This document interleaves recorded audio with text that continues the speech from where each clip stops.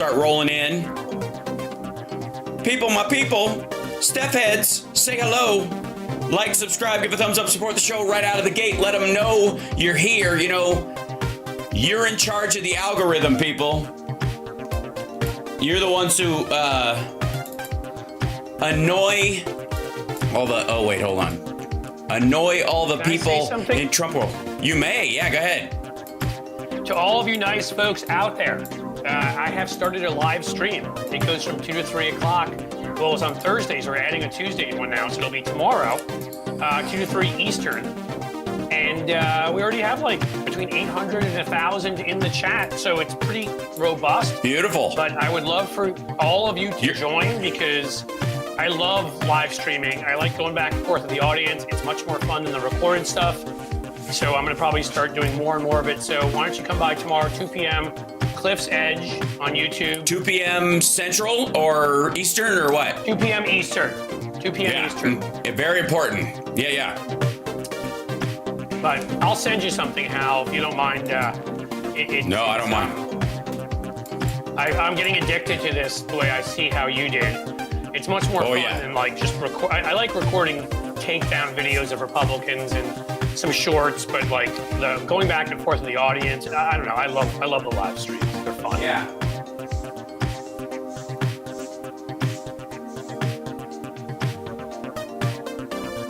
All right. Almost there.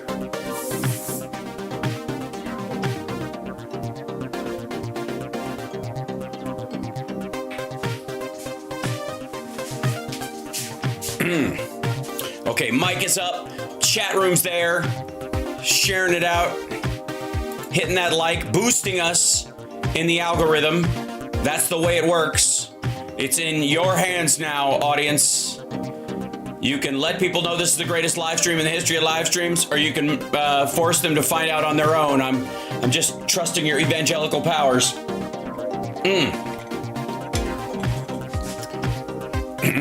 3, let's see. And we're here. And I'm live. There we go. Excellent. Hi, everybody. Welcome to the show. Joining us right out of the gate is our dear friend Cliff Schechter from there you go, from Cliff's Edge on YouTube. He's got to leave like 10 minutes early because he's got cat duty. This is kind of in the zone of you know, what Johnny Million goes through during every live broadcast of the radio show, and what I go through with some regularity if Chip is feeling skinnier than usual and starts doing the one hand under the door thing in the office. So cat distractions were down. Talking about here, yes, we got a kitty with a eye that is not dilating properly. He's like this, he's this sweet little guy who like is the cuddliest guy in the world, and I would drop anything for him. And here I only have to drop 10 minutes of this show. I still, for 50 strong minutes, can be a fool here on your show. So yes, and you know, David Bowie does not have 2 different color eyes. That is a common misconception. David Bowie has an eye that will not dilate. And so he's got two blue eyes. One will not dilate, so the other one is open basically all the time, and therefore looks dark compared to the other one. And it happened because of an accident when he was a kid, and it's been that way the entire time. And so you can name that cat Bowie if it's needing a transitional life name. You'll like it considering you brought up a rock star. He seemed like a human, so he had to have a human name because he's so comfortable with people. He comes and hangs out. So we named him Steve. But that came from my son, who's a rock singer in a rock band. He's a teenager, and his favorite lead singer is the one and only Steven Tyler. So Steve's full name is Steven Tyler, which is what we call him sometimes. I think that's fantastic. Yeah. As you know, as his friends do. We have so much to cover, and I feel like we're never going to get through it in time. Tara Dublin Rocks will be joining me second hour as well, and we will probably have to retread some of this just because it is so insane. But I think the primary one is that I don't know. Do we start with schlonged? The fact that you can't say dick on Stephanie Miller, but you can here, feel free. The dick. I had to because I got in trouble on You know, I was Who told wrote the game up, FCC Dick? does not like. I mean, No. it's amazing what they pick, right? Like penis, Yeah. all good. Schlong, all good. Dick, Yeah. no. And I didn't Yeah. know that. I thought dick was a pretty generic term. I knew I wasn't going to say fuck or shit or ass, Yep. hole, Right. because I knew those were not allowed. Sure. For me, I don't tend to use the C and P terms to describe, you know, like various male and female parts. I find them, it's just not for me. I don't judge others, but so that's not a problem. But I thought dick was generic enough that I could use it. Apparently not. Right. So I've learned.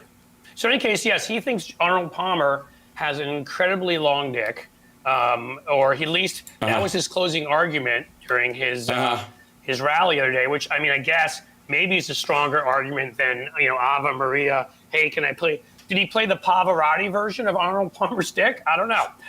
Yeah. But in any case, He recreated it using one of Arnold Palmer's socks, and sang Ave Maria. Ave Maria. Right. Real quick. yeah. Go ahead. Can we start with the fact that I want to just show this right here, and we'll get to it. That the whole thing was fake. That the McDonald's that Trump was at was closed. And let me tell you something. Of course it was.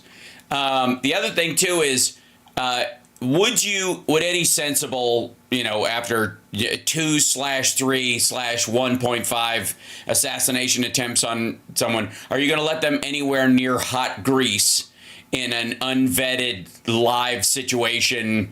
It's just He'd stupid. find a way to pour it on himself anyhow, because he's demented. So there's also that. But I mean, again, you knew this was going to happen because at this point he's so out of his gourd. Again, the Ave Maria, we can joke all we want. He stood up on stage, stopped taking question, and danced to shit for 40 minutes, right? He doesn't. Cliff. No, wait, no. Swaying. He did not. I'm sorry. Yes, he did not. He did not dance, and even his swaying. He's turned into. Part is when Christy Nome tried to do it too, just to look like him, and did it exactly the same. Awkward. She did almost like you can't do it without mocking him. So you could tell she caught herself and went, "Okay, I got to stop that," because it looks like I'm making fun of him. And this is a person who can shoot a dog at a gravel pit, but she felt that was below her. So just so you know who we're talking about here. And I had a feeling if Trump kept acting that way, she might just pull out a shotgun and ask him to go for a walk. And be like, hey, Donnie, I think you're... In any case, the point is that he's out of his mind, so they're not going to do anything. They tried one unscripted thing because they know they need to jazz up the Latino support if they're gonna have a shot in Arizona and Nevada, and they may even be in trouble in Texas. And so he tried that on Univision in easily the funniest town hall I've ever seen, where that gentleman asked him, I don't support you anymore because of COVID and January 6th, and Mike Pence doesn't support you. Can you tell me why I should? And basically Trump responded by saying, I'm awesome, and Mike Pence sucks, and January 6th was love, and COVID was stupid, and then the guy is not voting for him. And the three women sitting in the audience, anybody who knows body language, and you don't have to be a psychologist, you know that humans, animals who do this, it's a protective pose. You're covering your organs. It's a natural thing you do when you see a predator near you. And there are three women sitting there who are supposed to be undecided, shaking their heads. Like, he lost the whole audience. So McDonald's wasn't, even for other reasons, was not going to be a regular thing because he can't function in a regular environment anymore. Right. Well, and there were a couple of things with the Univision thing, and you could see, and I pointed this out when I covered it, that that everybody there had their hands kind of like in, pussy blocking zone, like they have it there, like just kind of crossed top of the lap as they're sitting. A couple of people were relaxed, but most of them were sitting like that. By the end of it, they're all doing this. And some of them, like I said, the women in many ways had moved beyond like the protection, like I'm just going to have my hands ready to protect my internal organs. There's a predator around. To the young man, if you think you can come in here at 12:30 at night and say you thought I said you could come home at 11 and you're still an hour and a half late, you can sit right the fuck down, and we're going to tell you something. Everybody, even the dude who was like, on Day of Love, who did like the windshield wiper neck because he was like, what the fuck? Exactly.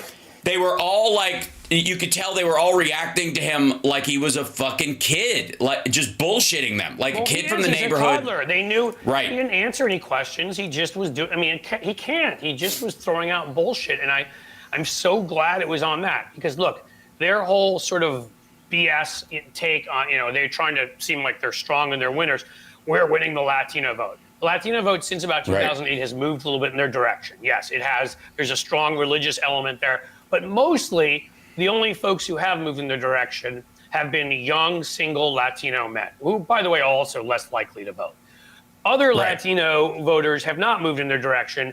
And if you looked at the polling before that, it showed pretty similar to past. Like you had Kamala at about 62 and Trump at about 34. And I think Biden won about 65. My guess is she'll end up where Biden ended up, in the same place, while picking up all these other, picking up women voters, low propensity women voters who didn't used to vote, and then post Dobbs have been upending polls everywhere. Younger voters just registered. My son, one of those, who I'm pretty proud of. Nice. They just all, and then they've been losing basically. They've been targeting this one demographic with their toxic masculinity, sexism, racism bullshit, young men. And what they've been doing along the way is maybe marginally gaining a point or two among them. And they've been losing everybody else by doing that, including former core Republican constituencies, suburban women, married women. They're losing now. And now you've got college educated men. That was getting closer and closer over the last 20 years or so. For the first time now, Kamala's blowing them away on college. So, because even college-educated men, we may be men, we don't go for this fucking low-grade, low-rent, sort of faux macho bullshit. And so, they're alienating everybody else. So just, keep going, man. Keep going. I think the number that we were looking at originally in 2016, Trump got 33% of the white non-college degree vote. I liked what you said there in the beginning, but go ahead. The uneducated. Well, because he loves the uneducated is his whole point. That's always the quote I go to with him. But 33% in 2016, 31% in 2020, and now he's at I think like 17%, something along those lines. Like it's been 27% and 21%, something along those lines. 30, 31, 33, 31, 27. That's what I was. 27%. Yeah. So he's got a 20% plus. He's up 27 in that particular group, which is, by the way, a very small group. Tends to be the kind of people you see at his rallies. And also don't tend to vote. Like they also tend to contain a much larger group of people who don't trust government buildings, that don't want to have a real ID because they think the government is tracking what they do, are against the general sway of the public. Somebody should about introduce them to gun the registrations of Social Security and credit cards and these things where I just want to sit down with these people and be like, they know where you are. They know what you're doing. And if you're in your little bunker, you may think your assault rifle is tough. They'll use their infrared. They'll spot the exact spot in the window or wherever where it's weakest. You ever see what they've done to some of those fucking Hamas bunkers? They'll find where you are and you'll die. Okay. Right. The cat's out of the bag. If there's no going back. So your little sort of dream, like I'm in my bunker. Your sovereign citizen cosplay is not happening. Bad news, pal. Bad news. And this idea again that you're going to fight off the government. I mean, Biden is only kind of partially joking about it, but he's like, you're going to need F-16s and F-22s. You're going to need, if we needed to find you, we can find you these days. And we need to find you. They need to blow you up. They need to capture you. They need to. I mean, I'm sorry. Like, guess what? Do you know what that thing is in your pocket? Right. Called a phone. It's the largest That's the part. transmitter in the world to tell people exactly where you are. Well, this goes to January 6th, right? So Trump has said a bunch of beyond weird shit lately, you know, not the least of which is the sort of like day of love idea about January 6th. But I've been saying this from the beginning that there was more evidence against the people who are arrested and convicted on January 6th, or after January 6th because of what they had done. Because they filmed it themselves. This wasn't, the government didn't hack into their phones and track them. Now I will say, there was afterwards a metadata, like treasure trove that the government got a hold of, hacked material that was released, and it was the entire database of Parler. Right, there was a 70 terabyte dump of stuff, and because Dan Bongholio is a fucking moron, they used, and I don't know if any maggots in the audience know this, but they used the security software on Parler was still the demo version. It cost $15. It was a WordPress plugin, and they didn't even pay for the actual version of it. They just did the demo and left it. Right, and when you think they can't get into Telegram now, right? And they oh can't my get God, to Truth Social and find and where Signal, you are, whatever the hell, yeah. Yeah, I mean, it's just again, this is the modern age. You may not like it, and if you really want to go off the grid, if this is then you know what? Put up or shut up. You can't build your little bunker in mommy's basement. You need to get rid of your phone. You need to get rid of all bank accounts. Write your notes on rice paper. Make sure everybody eats it after they read it. Go watch an episode of Jack Reacher. You have to have one pair of clothing. You have to have money to pay for Greyhound buses to continually move. Right. You can't have anything on you. You can't have a computer. You can't have a phone. You can't have anything related to modern technology. Right. And then maybe, just maybe, a camera somewhere will not still capture your image in the Greyhound station, and they won't still fucking find you. But I'm telling you, you're just fooling yourself. You're being stupid. But I guess that's what you do for a living. So feel safe in your little fucking man-made bunker. Yeah. So it is key that a lot of these people realize eventually that they are cosplaying at this in the same way that like Glenn Beck is cosplaying at being an end timer.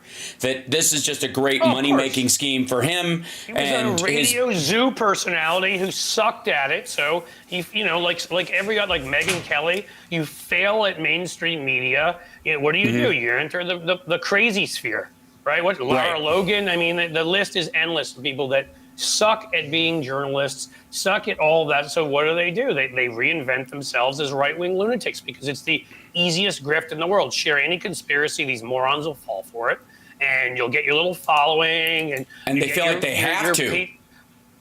Right. Right. So so day of the big ones over the weekend were calling it a day of love. He said, oh, by the way, can I share a moment of joy though with you? Something that we enjoy on the regular. This is just kind of a general. This is Maria Bartiromo giving good news. And going into this week, we've got a market that is strong. Take a look. Since last year, the Dow Industrials are up 15% year to date in 2024. S&P is up 23%, and the NASDAQ is up better than 23%. The Wall Street Journal. And going into this week, we've got a market that is strong. This is. She did some oxy or something before that, just so that she could have the strength to say it. Oh. Good Lord. And I have to say, like when the jobs number comes out, like it is my favorite thing to just like tune into her and watch her just grind with misery. But, and again, by virtually I'm just going to say quickly and then make fun of Maria Bartiromo more. But for people, I think your audience will know this. You've talked about it. But by most measures, we have the strongest post-World War II economy, at the very least in the same basic ballpark as the other strongest economies. The unemployment rate is so low, it's ludicrous. The stock market's obviously broken records. And yes, it's for a lot of rich people, but a lot of people have their pensions and pension funds and other things that are in the market. It matters for a lot of working folks too. Again, it matters way more than it ever has. Right, and we've got. I'll just say quickly, like, wages are up. We created so many jobs. The job creation has been incredible through. Oh, I don't know, the Infrastructure Act, the COVID stimulus that Republicans refused to vote for because we got shots in arms and people got back to work, and everything else. Does that mean that there's been a lot of demand in housing? It's led housing prices to go up? Sure. Well, some of you can try moving out here to this middle part of the country where our housing prices are lower. I did that. But point being, nothing's going to ever be perfect. Inflation has come down markedly. Like, this is an amazing, truly amazing economy, and it just lets you know how fucked and failed our media is. People don't know this. This guy's got two jobs. Look who it is. Uniquely American. This guy's got two jobs right now. You know what I mean? Obviously, he was able to put on like 14 fries short of a fucking Happy Meal right there. Right. Yeah. And like so much of this is just gorgeously bullshit. But and MAGA is trying so hard to polish this turd. With this whole I've now worked longer at McDonald's than Kamala, blah blah blah. Like, no one gives a fuck. Like, she worked a summer. I mean, are these people? I don't know. I say this as a political consultant. Okay, I put that hat on for a second. Yeah. You think about differential, and what is it that you're going to gain, and by showing this difference between you and your opponent, right? What would he gain by being at McDonald's for a minute? Nobody cares about the McDonald's thing. Is not something everybody's obsessed with anyhow, except for maybe his stupid people. So maybe he thought, but even if he had been there, like, it doesn't make a difference. And then on top of it making no difference and being a waste of time and depriving, by the way, workers there of 10 hours of pay while he shut the damn place down, all he accomplished then is giving us some of the most beautiful images. I've already made 2 videos. I'm going to make more. I'm shocked that the Kamala people don't. Maybe they do have an ad out already, and I haven't seen it. But there's a mocking ad coming out, and it will be coming out. And I mean, it's in. They'll be sensitive. You want to be sensitive. She worked there. Regular people work there. But it's not about that. It's not about making fun of McDonald's. It's about making fun of this fraud who tried to pretend and couldn't even figure out how to make the fucking fries. All right, he had to have help. Well, and again, so what did he ultimately do? He was handheld by like a 19-year-old through the process, literally, to where he had to be shown how to lift up the basket each time by the guy who actually works there. And then he pours it in the thing, puts those into cartons really poorly, by the way, just kind of like throws a bunch in there, like almost like his dream order of fries just falling out and not, just too full, that kind of thing. Not a full, like more than a full serving. Like drop it on the floor, scoop it up and put it in, And then put it in a bag. And then he had his people, while he's dangling out the fucking window, hand him bags of fries because there's nothing else going on. None of the other equipment was on because they wouldn't allow it. Handing fries out to followers who are just driving through, people that they set up these cars to go through so that he could do a talking point with like 9 press people outside of it. Yeah, no hairnet. Everybody's like, no hairnet. Yeah, even the dude who was working with him had especially with that fucking shit in his hair. That, I mean, again, it's synthetic. Quote, what's his name? Penn Jillette on that, who refers to it as piss cotton candy. I think it's one of the better descriptions of his hair. Yeah, and Trump is going to look back. Let me tell you something. Trump, most people on campaigns, and I'm sure you know this, for the most part, with the exception of maybe Mitt Romney eating a corn dog in a really uncomfortable way, look back on the pictures of the stuff that they did during a campaign fondly. Even if they they did a stunt that was hanging out. Maybe Michael Dukakis in the tank, not so much, right? In the tank. Carrie on the windsurfer wasn't perfect. Right. But again, that was a time when we refused to play by their rules. We had plenty of images. I'll never forget, again, this is why I've been screaming as I try to point out to people this same note, and I always point them to MSNBC clips I went on from 2006 and 8, where I was like, why are we not hitting back as hard? We had that image of George W. Bush dressed up like a cheerleader at Yale. Yeah. And if we had been the Republicans, the shit we would have done with that. But we didn't, because that's who we are. Well, we've changed. And we do use those images against them now. So most of the ones you'll remember from the past will be ones where Republicans nailed us. but not anymore. That image will be enduring. And again, if she doesn't use it, you can bet your ass that some super PACs and independent groups, fuck it, man. I've got a YouTube channel. I'll make a commercial and just throw it up there. It's a 15-second commercial. It's easy. Great. Yeah. Here, I'll see if I can do. This is Trump post. Hold on. This is him. I got to shrink it down because it's full size or something. But this is Trump like pretending to be. He's got this like bag of fries. They're just handing him bags of fries.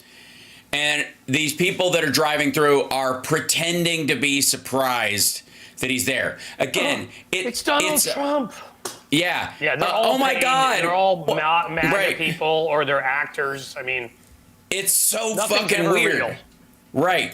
This one is here, everybody. Oh my God! Oh my God! Look at all the fake news, everything. I love it. And the nerve of this motherfucker. Look at all the fake news over there. He's literally creating fake news. He's literally talking to a person who was vetted and drove through. Again, the Secret Service threw a tent over the entrance to his own building so that he could go, come and go from his building the other day when he went to that barber shop. They put the tent up in front of his building and the barber shop, right?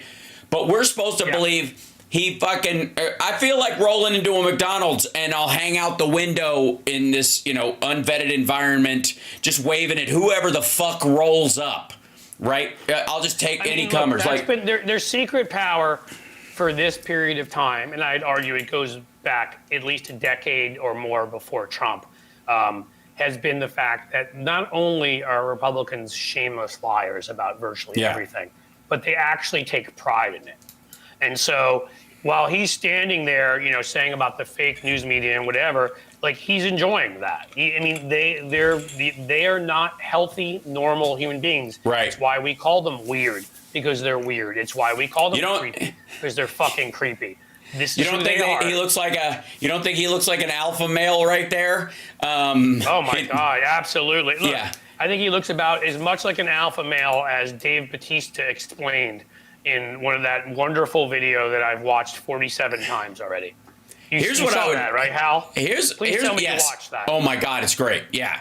If I may, this is the part that you want to talk about. You want proof Trump has given up.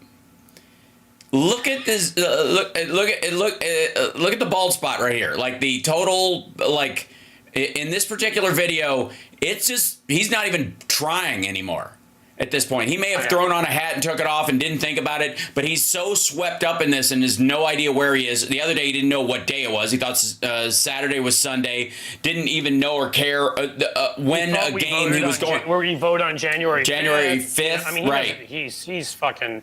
I think at this point, if you hate him the way, and again, don't get this the wrong way. I loathe Melania Trump, so I have no sympathy for her. She's chosen to be with all of this. But if you hate him like her, who knows? Maybe she's like, your hair looks great, honey. And he's got the big bald spot. Like at this point, he's so out of his gourd, you could just fuck with him. If you want to. I agree. I think his whole staff must be up to it because he just down. Okay, so you know more about the internal aspects of campaigns and a lot of these things, and like demoting Stephen Chung like last weekend, or like I want to say Friday. Right before this shit happened, by the way. That's what's known as a really, really bad sign. Sitting on Fox News and saying, first of all, which of course is illegal, but saying you're going to tell Rupert Murdoch to allow no negative ads over the last 21 days. Right. And when you do that, what that means is I have no more money to run ads. So I want to make sure that nobody can because I am being outspent because I suck, because I've used it all in my legal bills and Laura's fucking goat scream singing and whatever the hell else they've like. These are telltale signs when you start trying to get advantages in ways that show weakness. And I mean, and then you've got the advantages in ways that show strength. Let me give you an example. Was it 2 days ago? Where are we now? We're now at 15 days to this election. 2 days ago, Kamala Harris opened a field office in Tallahassee, Florida. You don't do that unless you have enough extra money and a legit belief that you can win Florida. which I'm going to tell you right now, I think they're going to win. And for various reasons. I could go through on here. But they've been contesting it from the beginning for various reasons. They've seen some of the unhappiness with Trump with older voters and other voters that supported him in the past. But when you're opening a field office in Tallahassee with 17 days left, that is sort of the polar opposite of what Donald Trump is doing. When he's canceling events, he's like, I can't even do a rally with the NRA. So he cancels that because clearly that was too much stress. I mean, yeah, the internal workings, again, you're demoting people, you're moving people around. That is a campaign in disarray. Those are people that are looking at numbers that are saying, we're about to get clocked upside the fucking head. That's what that is. Yeah, and when you have Elon Musk, like, trying to buy in a gymnasium. And hi, Merrick Garland, where the fuck are you? This is the same. I mean, again, we sent in the feds. LBJ did when they were trying to suppress the black vote and break equal rights laws. This is breaking equal rights laws. You're paying people to register to vote. The feds should be there. Merrick Garland should be in front of a microphone. But again, Joe Biden's had an incredible presidency, but that was by far his biggest mistake, and it has harmed us greatly, because I truly believe if a real prosecutor had been in there, there'd be a half dozen to a dozen Republicans or more in the Senate and House, not to mention state reps around the country or whatever, who'd be on trial right now for sedition instead of running for re-election. You know, they wouldn't have cared about looking political. They would have just done the right thing. But for right now, Merrick, if you're watching this, and you have to be because everybody watches Hal, get the fuck out there and say something about this and make it clear that you're going to open a criminal investigation into the apartheid immigrants here who loves to attack immigrants, you know, and that this is illegal. And by the way, sorry, rant over. We said I got $100 saying some of them got paid by Elon. I got my ballot, and you'll drop off tomorrow. Thank you, Luis, for voting. By the way, let me know if you guys voted early. That's the birthday gift I asked for this year on my birthday, was that everybody, the gift I want from you guys is for you to bank your vote, get it done, and if you can drop somebody off, that's gild that lily. It's actually, if you can give somebody a lift to the polls after you've already banked yours. And I gotta say, it's very relaxing after you've voted. After you've already put your vote in, it's just a feeling of zen. It's just amazing, because you're like, okay, I've done my part. I put my, I've stacked my brick there, and I don't have anything more material to do. Vote early. I'm going to do it, and I've had, look, I make fun of me, if you'd like. I've always had this weird Capra-esque, like I have enjoyed going that day, and the day of the election, and participating in democracy and voting that day and whatever. I know it can be a little bit corny going with my wife and doing it, but it's too important now that we bank votes early, because I want to be able to do that same vote 4 years from now and not be told by a cybernetic Peter Thiel and Franklin Graham and people like that, who our representatives are in our suddenly no longer democratic republic. So it's important that we bank as many votes as possible. So get out there early and do it, and talk to everybody who may not be sure. Convince them. Again, there's not if you go at them with too much, here's my simple question to people I know. We're like, well, people I know, I'm not sure I'm a Republican. I know Trump's terrible, because I don't know anybody who actually defends Trump. I just know people who will say, well, I'm a Republican. I'm like, I have two questions for you, because you say you want to put this man in charge of our entire country. One, tell me that you'll leave your daughter or daughters alone with him in his house for 24 hours. Right. Tell me you'll do that. Two, absurd. Tell me you'll sign over a POA, and you will give him complete control of your assets for 24 hours and trust him with that.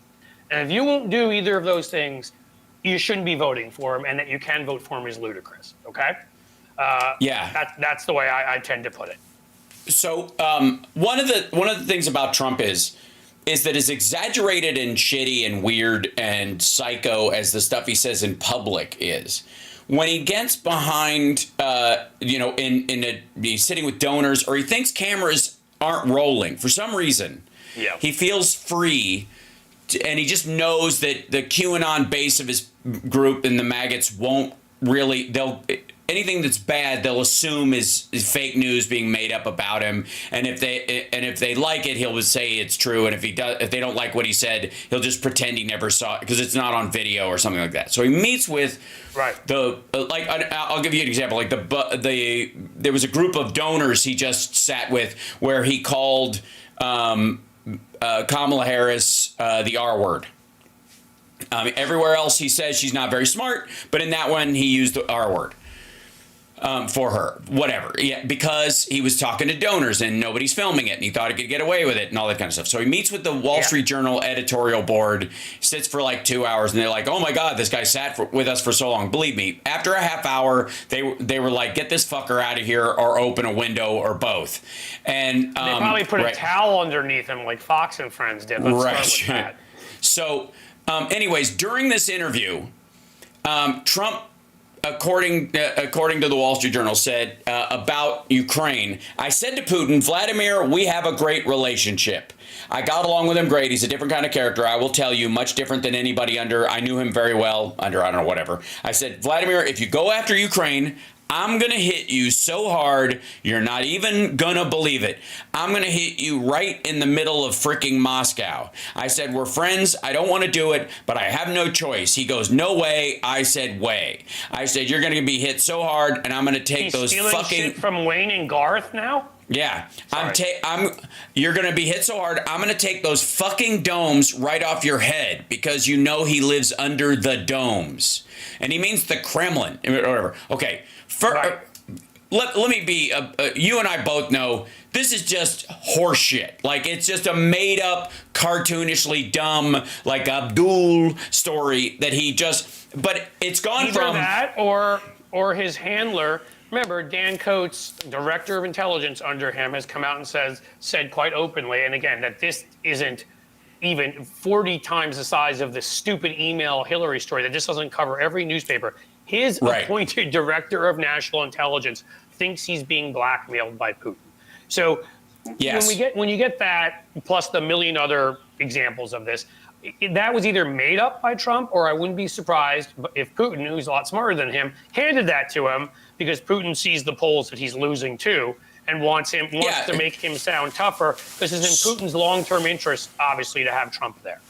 So you're telling me that, let's say when Moscow puts together one of these influence campaigns or controls somebody, that they also give them a denial clause if they get caught, so we can both walk away. We both pretend we don't know each other and just, you're allowed to totally deny. I don't know, somebody like Tim Pool or Dave Rubles or any of those folks, like if they get caught in this scheme, you're allowed. Nice. Benny Johnson. Yeah, Benny Johnson. You're allowed to pretend you hate them, say whatever you want, because that's the ink in the water that the octopus squirts, right? Right. And let's not forget Justin Trudeau under oath in Canada saying they just now plain as day evidence that Tucker Carlson, also Jordan Peterson, but he's a Canadian, so we'll talk about our guy now, that Tucker Carlson is a paid Russian agent. I mean, again, I'm sorry, I'm not claiming that I'm some genius, because I think you've been saying this and many of the rest of us, but since the days when it was pretty clear that Trump and Dana Rohrabacher, a few of these other folks, I was like, anybody who looks at the EU and the scandals coming out of there with paid reporters, influencers, all that stuff, and who thinks that this isn't widespread on the right, among influencers, among electeds, Rand Paul is out there delivering letters for Trump to Putin. Right. They're all going over there on the 4th Ron Johnson. July. Yep. Mike Lee is repeating Russian talking points. Ron Johnson's repeating. I mean, I'm sorry. Like, that's the part that gets me angry at Merrick Garland, because there's so much evidence. I do not understand how at least 3 or 4 Republican senators and about a dozen Republican House members are not under trial, on trial at this point for sedition. I don't understand. Mm-hmm. There's so much evidence there. If they weren't, if they were, they couldn't run for re-election, which would change things. And it also would help frame the narrative in the media about who MAGA really is, which is a grifting, scummy, anti-American, Putin-owned operation. Mm-hmm.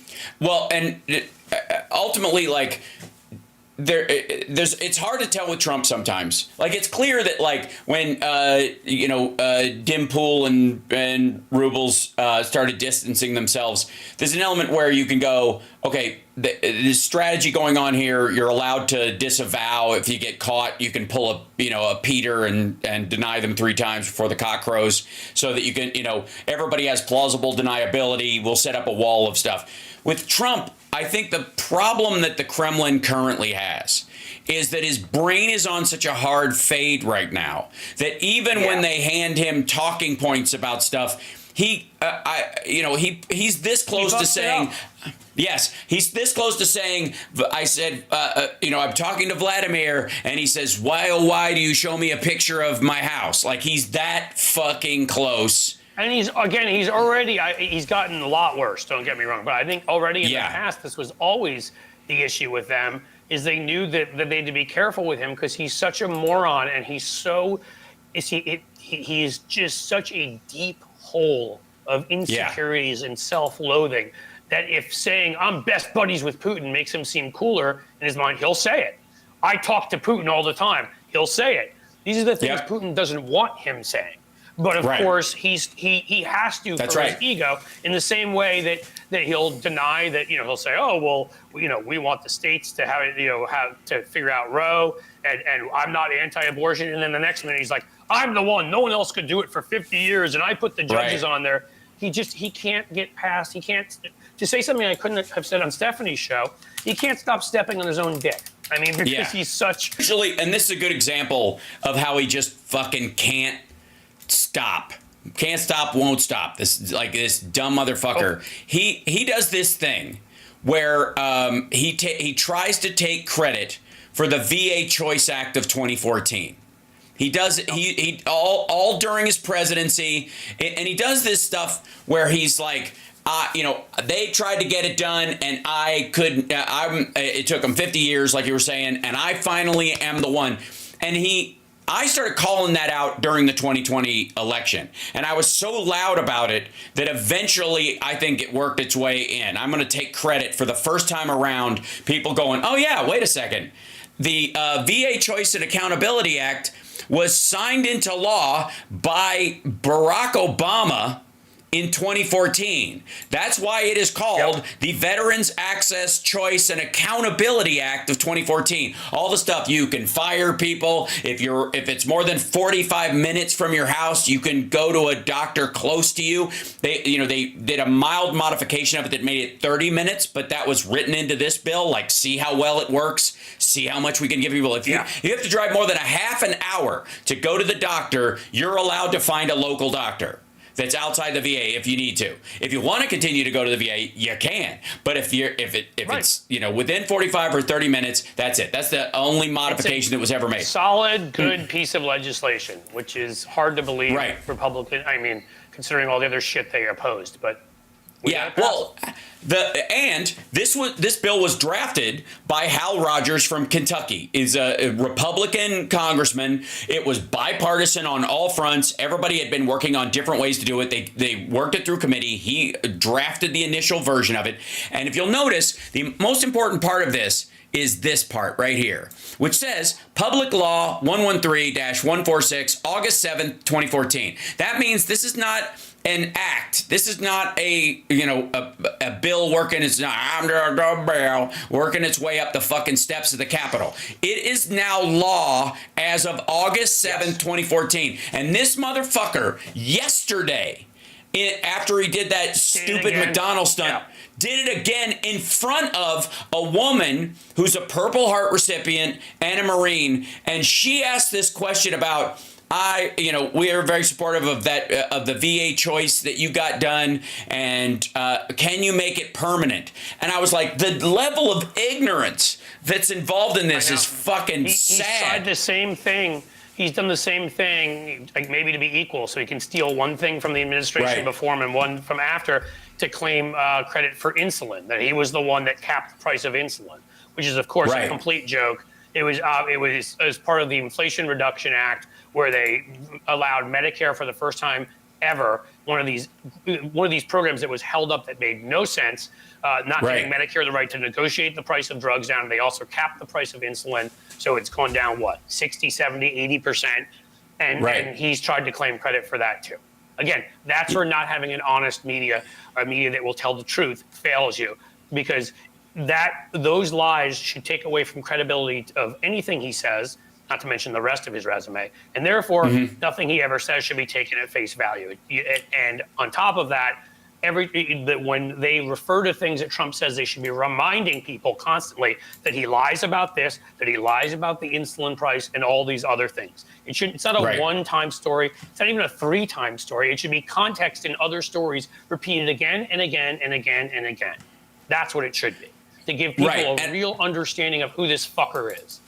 This and the idea that that somehow, and there are a couple of areas where and maybe it's, my own kind of Pollyanna-ish baseline nature, is that there are a couple of areas where I was like, okay, that's a line too far, and that should affect these maggots, where they finally go, all right, wait a second. That one's fucked up.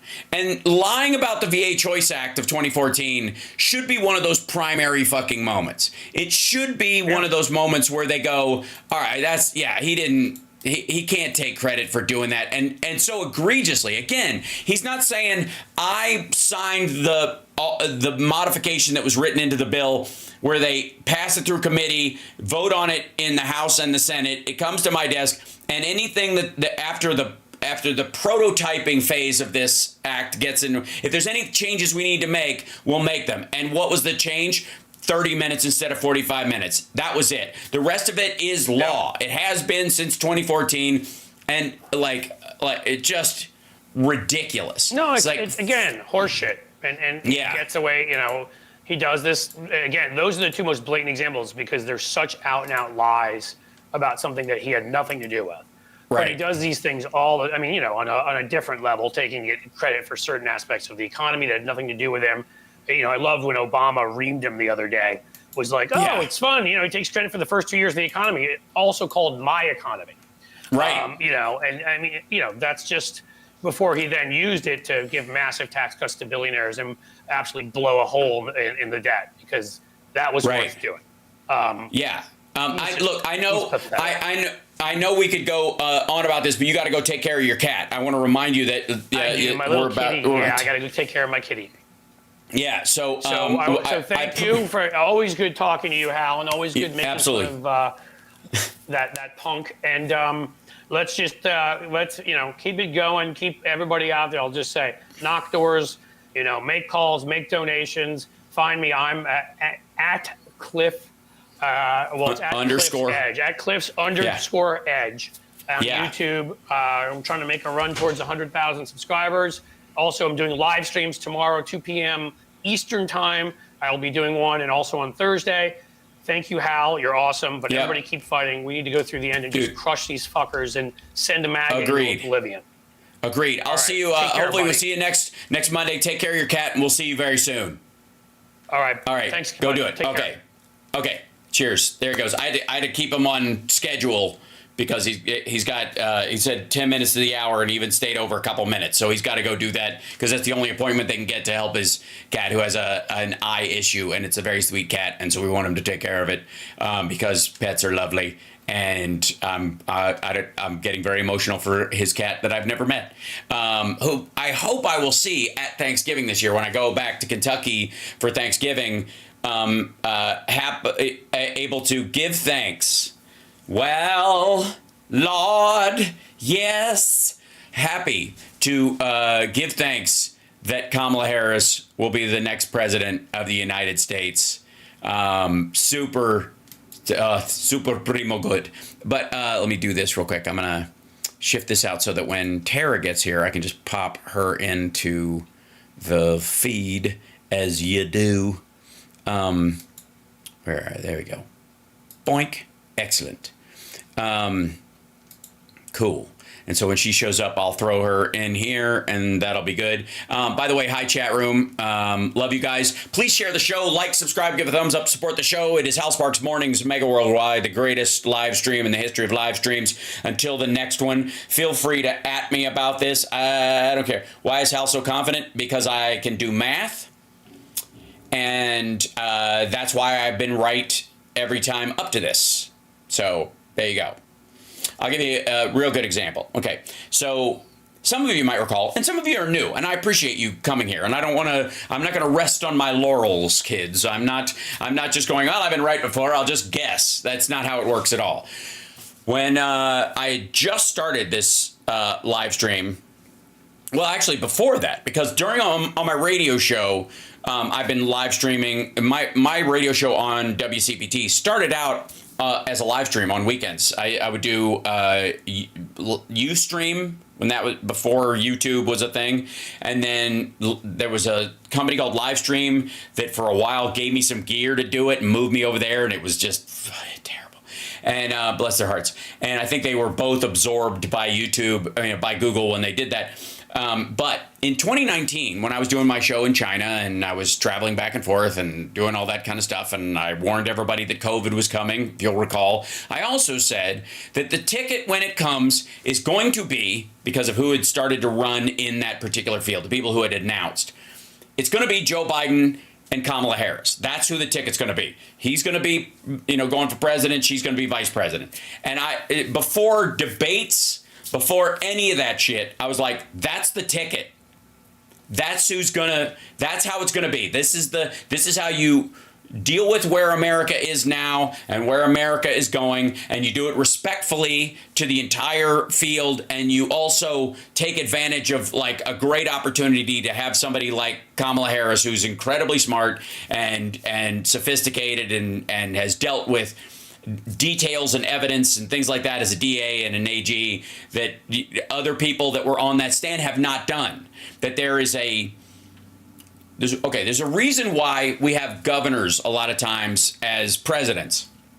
And it's because they have, on a smaller scale, they have done their own kind of like biodome version of the as an executive. They've been a smaller version. You can look at what I did in my state and how I deal with different voters in my state in different counties, red counties, blue counties, all that kind of stuff, right?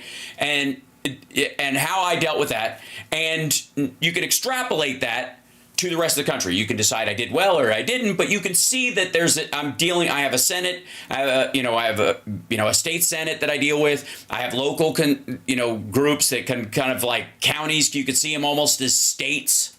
Right? Okay. And so that's why we have a lot of governors. Okay. We did not have, in that run that I know of, any governors. Yeah. Because the two that we had, that everybody was talking about, decided not to run and stayed governors.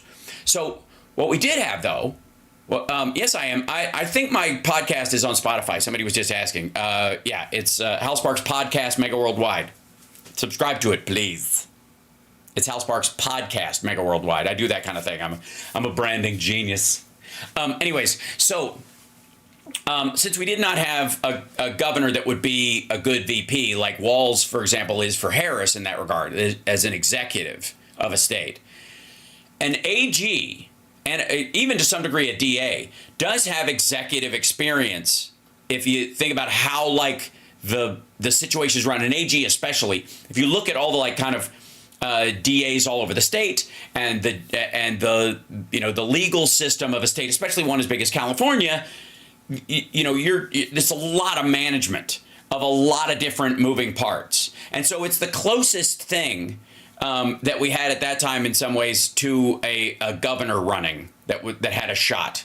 And there were a bunch of other aspects that made her positive, but that was, one of the primary ones, is that she had executive experience, and they knew that, and she was, she came on the attack against Biden, and he like refuted it and stood by who he was, and they bonded over it, which showed that both of them could reach across the aisle to people that they had disagreements with previously. It was a great piece of kabuki, quite frankly, that worked out very well. But I said it was going to be Harris. There's Tara. She's in the background. Hold on. Let me grab her and throw her in here. I said it was going to be Biden-Harris in 2019. I was right. As you can go back and look at the radio show on Saturdays. I was saying it for months.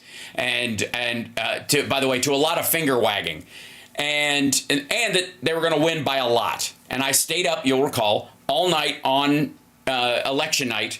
I did a 24-hour stream. I'm going to do it this time, too. Noon to noon, election day. I'm going to do a 24-hour live stream, just like I did last time. And we're going to sit and watch this fucking thing go our way. More so and faster, by the way, than the last one, because, COVID slowed a lot of stuff down with mail-in ballots. So let me bring in our dear guest, Tara Dublin, who does Indeed Rock, real quick. And so I'm here to tell you, Pio, there she is. Yay! It takes a moment for her to stop being blurry, and then will you do this? And then I'm going to raise her up, and there you go. Hold on. Why don't I hear you? I don't hear your mic. Your mic's off. Hold on. Audio settings. I do not hear you. Hold on one second. Audio settings. I'm going to request your microphone, and then you say yes, and then we'll see what you do. Yay! Aha, ho, ho, hey. There you go. May I take your order? Welcome to McDonald's. My name is Johnny Photo Ops. Yeah. So I did the fryer like a big boy. Like a big boy. boy. I did a big boy thing. God, let's get going. I'm so ready. Yeah. Let's go. So I was just explaining to everybody. I don't know how much of that you heard, but I was explaining to you how to everybody that how I called it with the ticket. That it would be Biden-Harris. I did hear you humble brag. And Not so humble, everybody, I heard it. Yep, everybody thought I was nuts, and I was like, "That's who it's going to be, and it's going to be a landslide," and it absolutely frigging was. And the same thing is true this time for a couple of material reasons. The primary one being the sheer number of voters on the Democratic side versus the Republican side, and activated voters. Most of the vote is baked in. All this stuff about undecideds has gotten more and more narrow. And you know how you can tell? Because the undecided voter panels at all these shows have gone from 15 to 8 to 4. For real. Because they can't actually vet. They've gotten caught with their hand in the cookie jar too many times, where they'll have like 12 people and there's a poll jacking aspect of it where 4 of them are already decided and they're Trump shills, and they've because it's Fox or whoever, they work them into the group, right? And so those folks will pretend, yeah, I'm on the fence, but I think Trump has a real plan, like that kind of horseshit. And now all of them have gotten wise to that. And so the group of undecideds that they're being able to interview is so fucking small, right? That's not an accident. That's a reality. And so the same thing is true. It's baked in. There are more Democrats than there are Republicans in a lot of these places, even in places that are considered, purplish red states like Texas and Florida. And if they all voted, we wouldn't even be talking about this shit. If every Democrat in the country just voted every election, Trump wouldn't have even been a fucking thing. It would have been Hillary. What it would have been is Obama, Biden, Hillary, Harris. We may not have even, yeah, for sure. Absolutely. Yeah. And eventually the rest of the country will catch on to the fact that the country does better under a Democratic administration. That's right. Facts. And again, we've talked about this before. You should just keep it bookmarked, whitehouse.gov/the record. It's all there for you to peruse at your leisure when you're doing your own research. You can go there and look at what the Biden-Harris administration accomplished in comparison to the previous administration, because it's all there, not filtered through anybody's feelings or anything. And it's not about who does what or who went to the photo op or who's tired or who's this and that, the other. It's not about personality or anything else. It's just about the record. It's about policy, which they keep saying it's about policy and we should be talking about policy, but Donald Trump doesn't have any policies. So I would, again, just direct you to the sources he did, rather than the puckered orange anus mouth that lies. Right. Also, I would argue that he does have policies. It was Project 2025. And the whole point is again, to put out this IKEA manual / paint by numbers instruction book for him to assuage the fears of Republican conservative voters, the Nikki Haley voters in a lot of ways, that look, he's an idiot and he's going to go. Yeah, exactly. But he's like, Project 2025 was the Heritage Foundation and the Federalist Society saying, look, he's going to just go through page by page and then go golfing. Don't worry about it. He just wants to be a figurehead. We're going to put somebody in there who's a true believer, and he'll make sure that we get the right Supreme Court justices. And when we replace Clarence Thomas and Alito, we'll do it with somebody even more Scalia than they. And so just relax, and we'll probably get like Sonia Sotomayor because she's older too, right? And just trust us. He's going to follow this. But the problem is, when it came out, everybody went, "What the fuck is that nonsense?" And he's had to run from it. Yeah. So that's the issue that they have. And not now, very well, because it has stuck to him like the shit in his diaper. Hold on. I got to switch this off. What the embarrassment of this. Now, I know you and Cliff went there, but I was also getting ready. And so I just, this is such an embarrassment from start to finish. Everything about this is fake. Every single moment. Yeah. The customers were screened and vetted by the service ahead of time.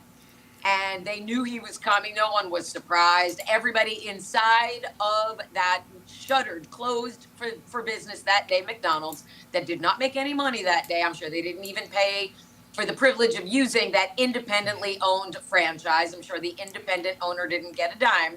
But anyway, everybody inside. It was a contribution in kind. It was Sure it was. Okay, so the workers were actually Secret Service people who were assigned to protect him. The apron is just, why don't just emphasize his lack of a waist more by wrapping that thing and not properly tying it. He also didn't wear a hairnet or gloves while handling food. And as someone who has worked in the food service industry, I can tell you right now, that's a major violation. So, everything about this was fake. And his team is acting like he did something. He was on his feet for 15 minutes and he was ready to go home. He was tired because it's weird how he's too exhausted to do any interviews one-on-one where he would be fact-checked, but he could do those fake town halls or a rally where he just stands still frozen for 15 minutes like he did yesterday. And then, hold on one second. Or he could do this shit, but he's not too tired.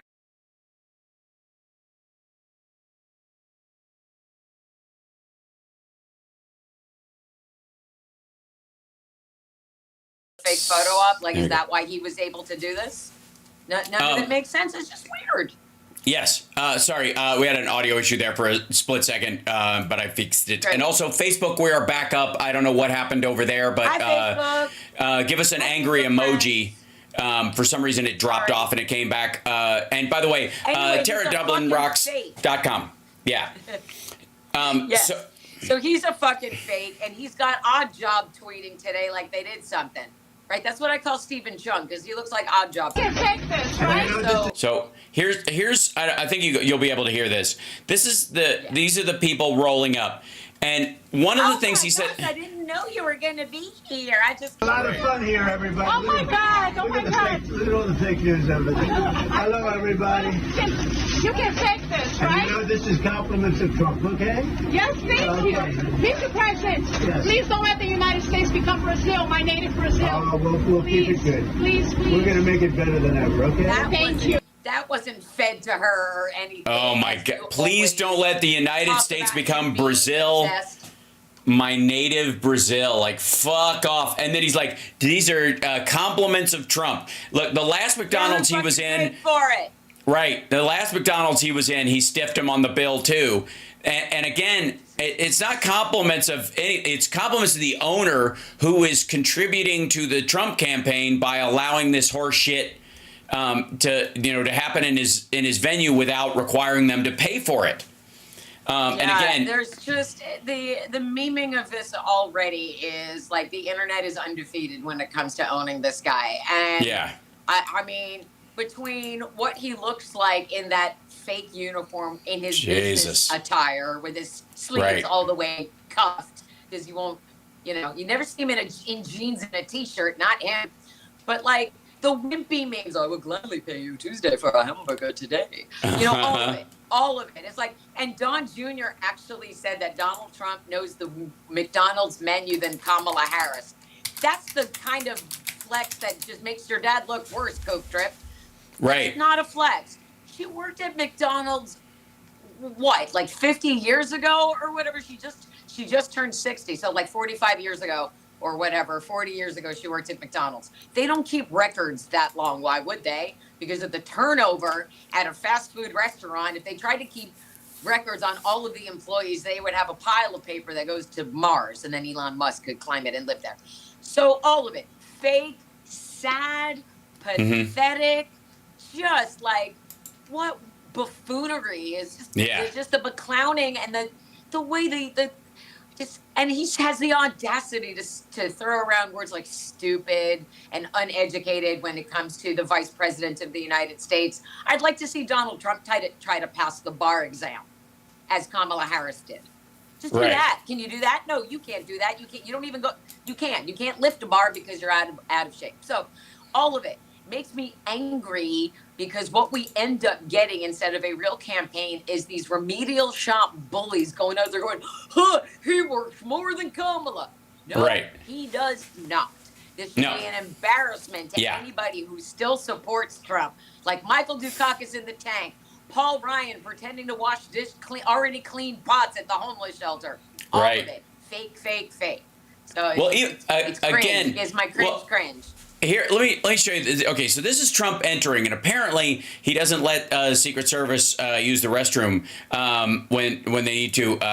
I'm kidding, because the guy actually goes in, I think, probably to clear it. He overcharges Secret Service for hotel rooms. We know that. Yeah, we'll get to that in a second. So this. Hello, everybody. Sir? Hello. First day at McDonald's. I'm looking for a job. President Trump up there checking. See the douche, like just blitzing for the bathroom over there. Obviously, like his whole like, hi everybody, first day at McDonald's, I'm looking for a job, and then he goes over and shakes hands with the dude and gives him that like weird, like hand jerk thing. The one where he pulls them in. Yeah, that thing. He just see, there it is. Yeah, you can see it. Yeah, it's a controlling thing. It's an I'm a bigger man than you are thing. Yeah. So overcompensating for it's everything. so weird. It's the body language. So, anyways, like I'm looking for a job. All right. Well, I hear the prison kitchen is looking for help.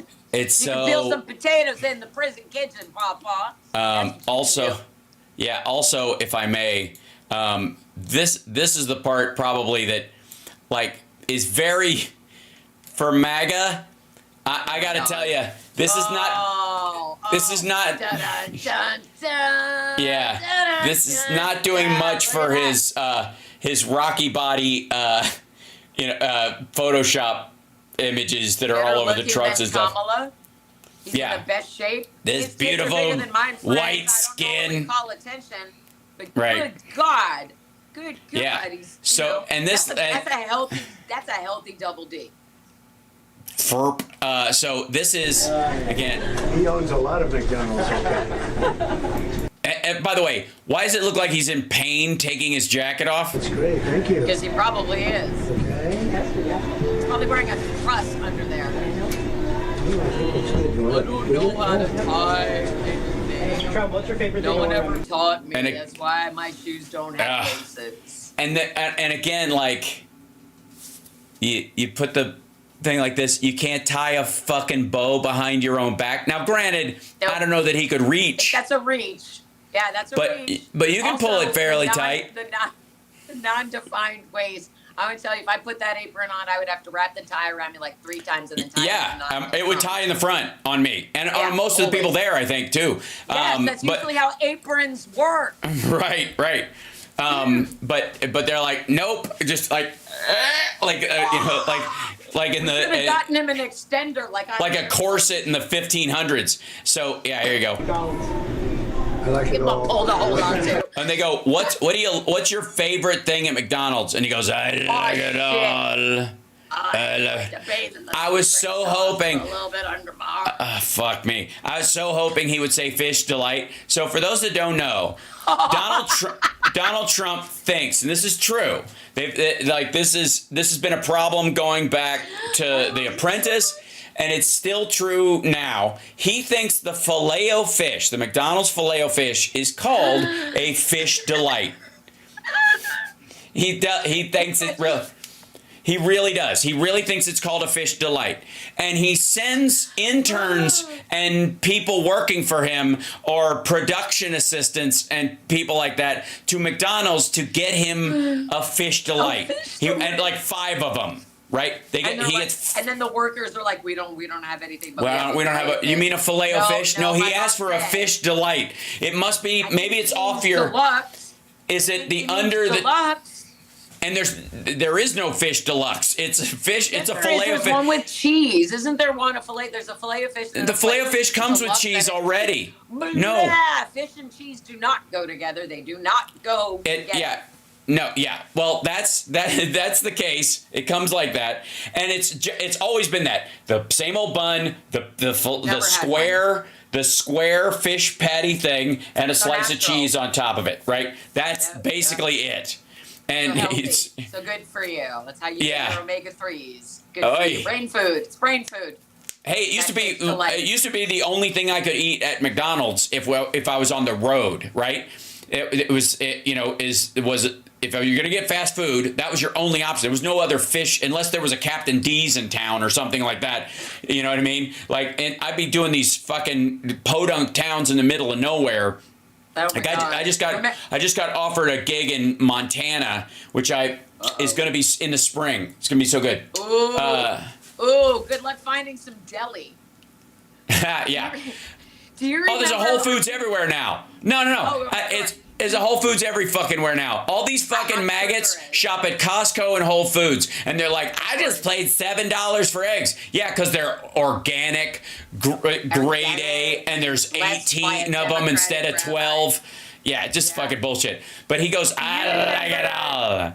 Did you have these in Kentucky? Did you have Arthur Treacher's Fish and Chips back in the day? Do you remember Arthur Treacher's Fish and Chips? That was a drive-through fish restaurant. Or the first fast food fish restaurant in my memory. So I guarantee you at Paw hit the Arthur Treacher's like somewhere out on Long Island on the reg. And they had a fish delight. I will guarantee it. Yeah. And when that shit closed down, then he made the lateral move to McDonald's. Guarantee that's where. Or they brought it to him from there, and he didn't know the fucking difference because he just swallows it right now. So Trump eats McDonald's. Trump eats McDonald's like that guy on the internet that drinks Gatorade.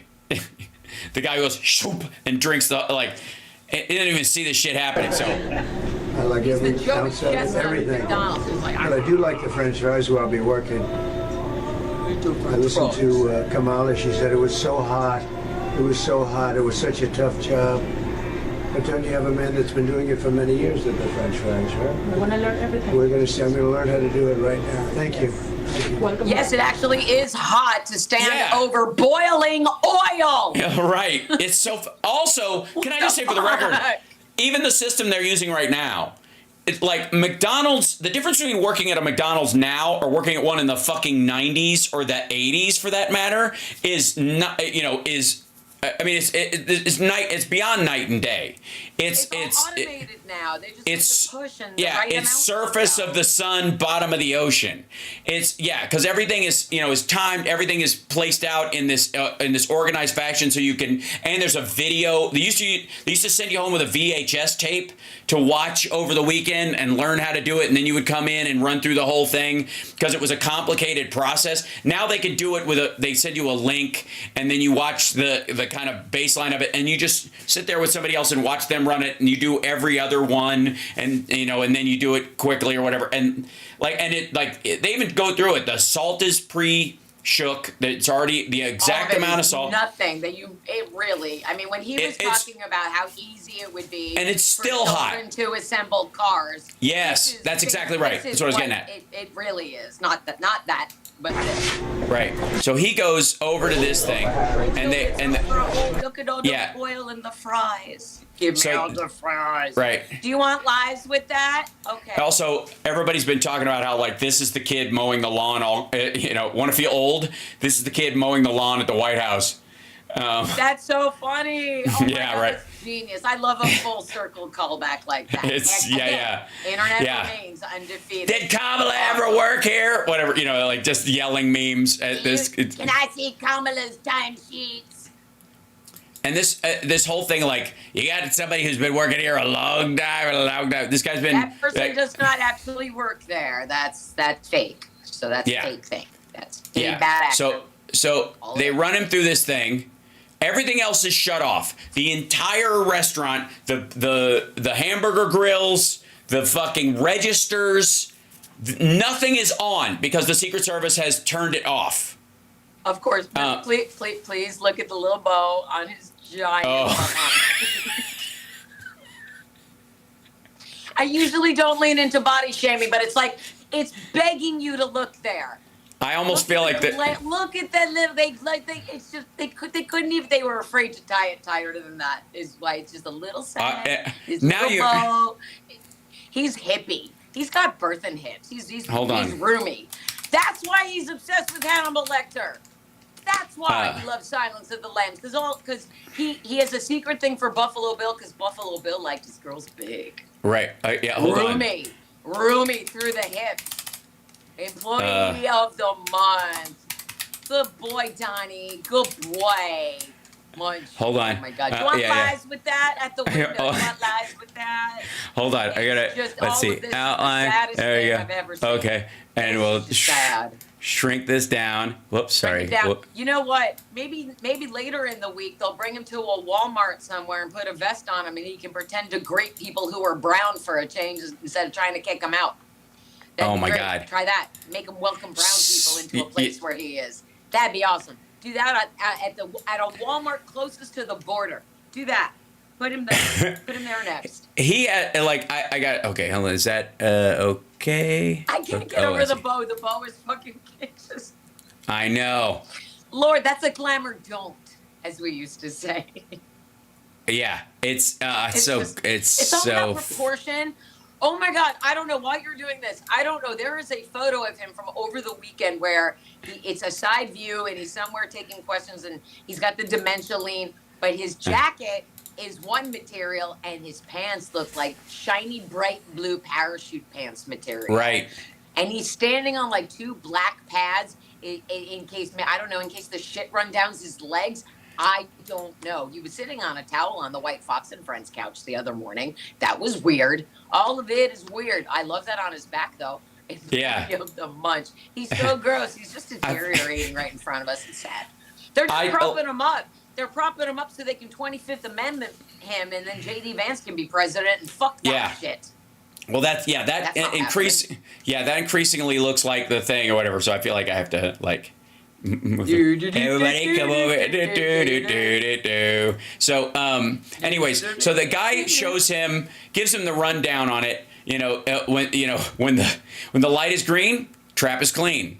The ghosts are stored in our own very own storage facility. You know what I mean? He's like, okay, and he's like, and the other thing too is like, it's not hot, and you can tell he's like standing back, and so the grill on. The fryer, isn't it? The fryer, yes. They don't grill there, don't they? Flat top fry their McDonald's. No, they have a. It's deep fried. They're deep fried.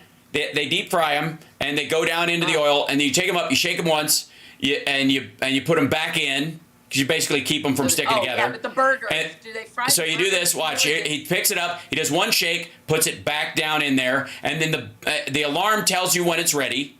And then after you've done it. And then once it goes off, you just pick them up out of there. You shake them once over the oil to get the excess oil. You dump them into that thing, right? You don't mix old and new fries. You put that stuff in there, and then you use the scoops, and you do it as fast as you can effectively to get those And that's the salt, by the way. That's the salt shaker. Right. That has an automatic amount of salt that goes in each batch of the tray.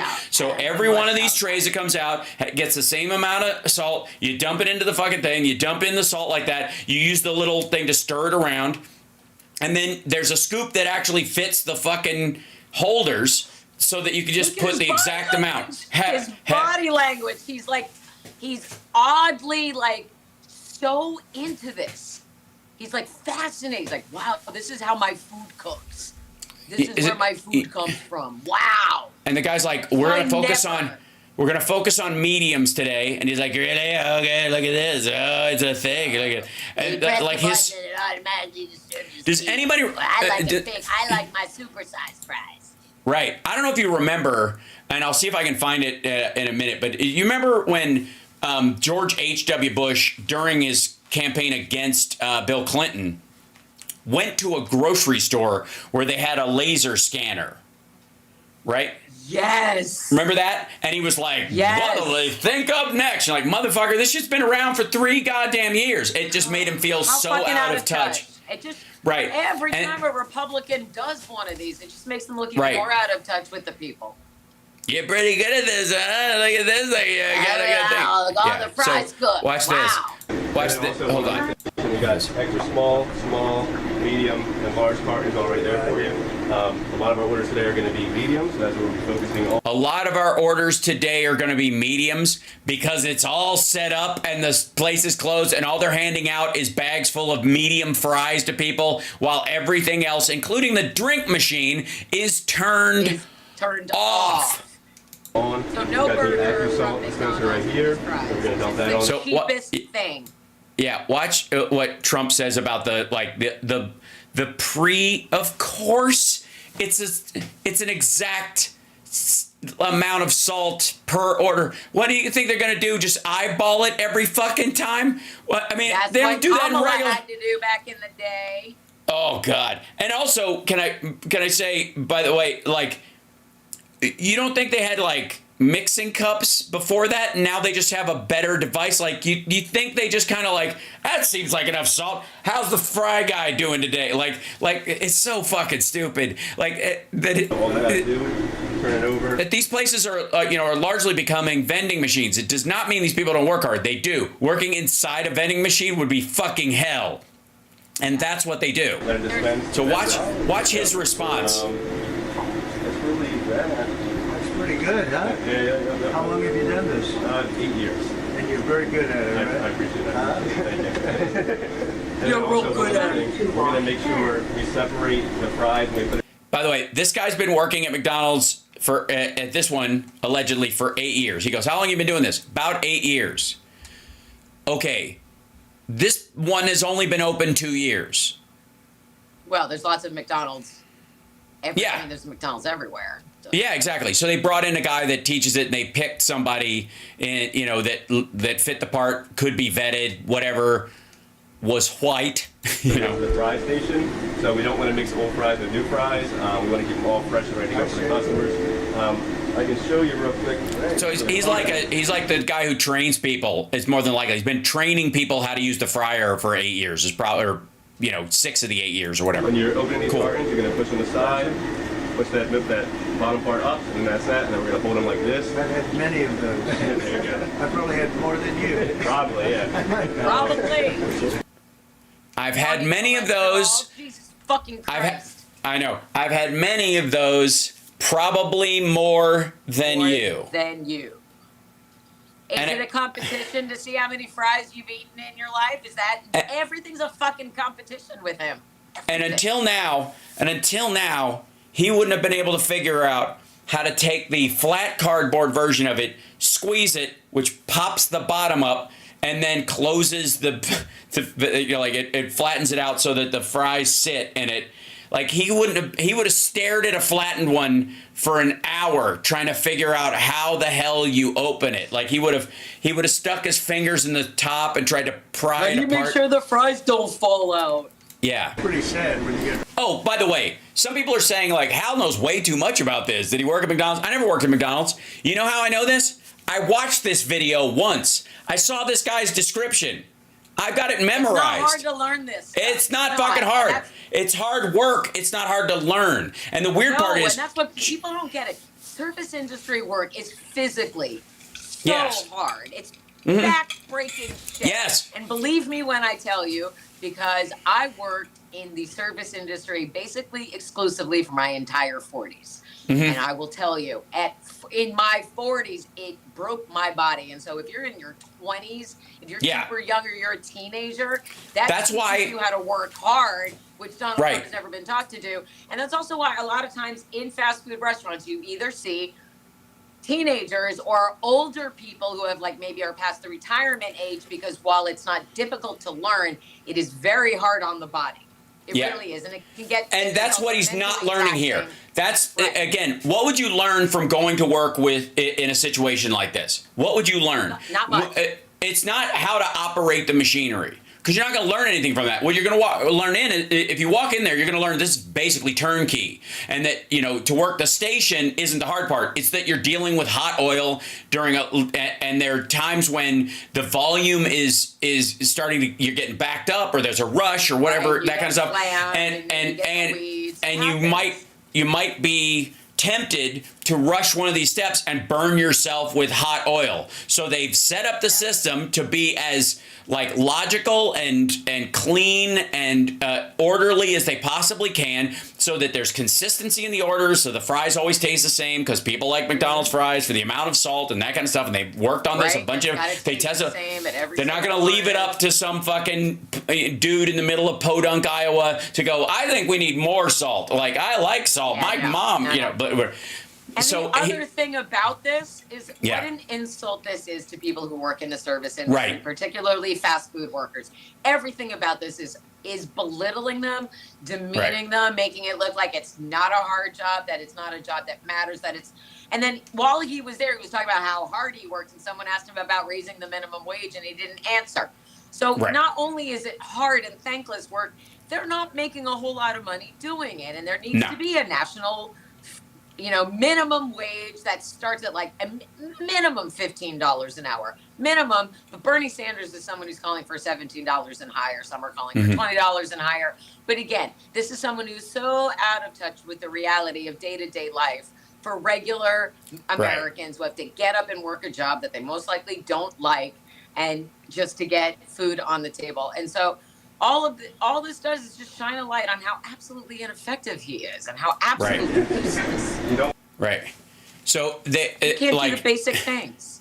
Yeah. Okay. So I have done, just when I was in China, doing my show over there were a lot of situations where I would serve ice cream, make dumplings, that kind of stuff. I did a thing for the Taiwanese Tourism Board at one point where I went to Din Tai Fung and I learned how to make dumplings in their actual facility and that kind of stuff. And I made a bunch of them. Was I anywhere near the quality of what they were doing? No, but I tried very hard to try and match it as best I could. And I was wearing a hairnet, and my hands were clean, and I was wearing gloves, and I followed all the protocol. The proper respect. Right, exactly. And with a recognition that it isn't just the activity, but how long they do that activity that matters. That repetitive motion. That over and over and over. Right. And the most kind of ni hao. I don't know how you spelled hao in that situation, but I understood what you were trying to do. The fact that he's like, hey, you do this thing, hey, you work at a McDonald's, just his weird way of talking to these people. It's so fucking cringe. Once it's your turn, we'll probably drop another basket. It's like JD Vance and Madonna. I'll take care of these. Yes. You'll take care of your basket. I'll take care of that, sir. Don't touch this food.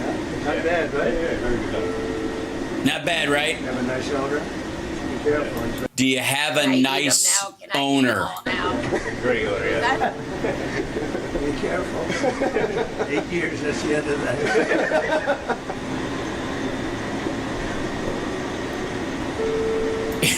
He's already over. How you watch it? This guy's gonna take your job one day. Or whatever. Yeah, I don't know how to talk to people, so How? Between this and Arnold Palmer's dick, really? Right. Really? Really? Did you talk about that with Cliff? Because again, I was preparing. We did talk. Yes, yes, we did. Again. We did indeed talk about his conversation point about Arnold Palmer's penis. It wasn't just a point. He talked about it for like 20 fucking minutes. Yeah, and one of the weirdest things, he does this all the time. He's like, I refuse to do it. I refuse to talk about it. But and then he talks about it, and then he goes, "We got very sophisticated ladies here. I hate to talk, but I had to say it." You're like, I can't tell if like Don Jr. brought up the story, like, "Hey, Dad, remember that story about Palmer's cock you used to tell?" And then he's like, "Oh yeah, people love that story at fucking, Doral or whatever the fuck." He could not get past the fact that the airport they were at was named for Arnold Palmer. Yes, and it's like you have often said, like he'll get a phrase stuck in his head and he'll keep going back to it because he can't stop, and it sets him off on some weird tangent where he ends up nowhere near where he began. And so we heard some proper locker room talk, and I would say that if Kamala Harris got up on a rally stage and started talking about, I don't know, John McEnroe's dick, people might think that something was wrong with her. I'm just saying, literally nothing about this is normal. How can you? Wow, what's that? Wow. Look at that. Trump thinking about Arnold Palmer. Arnold, drink it up, Papa. Oh, God. You know what else was great? Was watching Speaker Jesus Freak Mike Johnson squirming on CNN yesterday. Hearing the word penis. He kept saying penis, and Mike Johnson was like someone was throwing holy water on. No, setting his phone off. He's got his phone on silent. Don't say penis, no. He's got his phone on silent, and it's still going like that. His teenage son is texting him, "Dad, you okay? You okay? My phone's turning red hot in my hand. I'm getting a cock alert on my phone. Ow! Hot is bad. Hot it's burning. Bad. Right. Run to the prayer closet. Run. For those that missed it, this is Trump, and listen to how he talks. I know, but this is. I'll tell you what people did miss. It's so. A lot of times we focus so much on what he actually says in the moment, like something racist or sexist or bigoted or stupid or gross, that you miss like his whole description of how he did it in the first place. Like he just said, he threatened Vladimir Putin that he was going to hit him right in the middle of frickin' Moscow if he attacked Ukraine, which is like, again, apocryphal horseshit, whatever. Never fucking happened. Dude. Right. Mm-mm. But the way he talks about what he allegedly said tells you that he knows he's lying and whatever. Anyway, so listen to how he says this. He's like, I refuse to say it. But Arnold Palmer was all man, and I say that in all due respect to women, and I love women. But this is a guy that was all man. This man was strong and tough, and I refuse to say it, but when... Okay, and I refuse to say it. So that means something bad is coming next. Yeah. Something that's going to make you not want to eat for at least 6 to 7 hours. I refuse to say it because there's children and women present, but cock. He took showers with the other pros. They came out of there. They said, "Oh my God." How does he know this? That's unbelievable. I had to say it.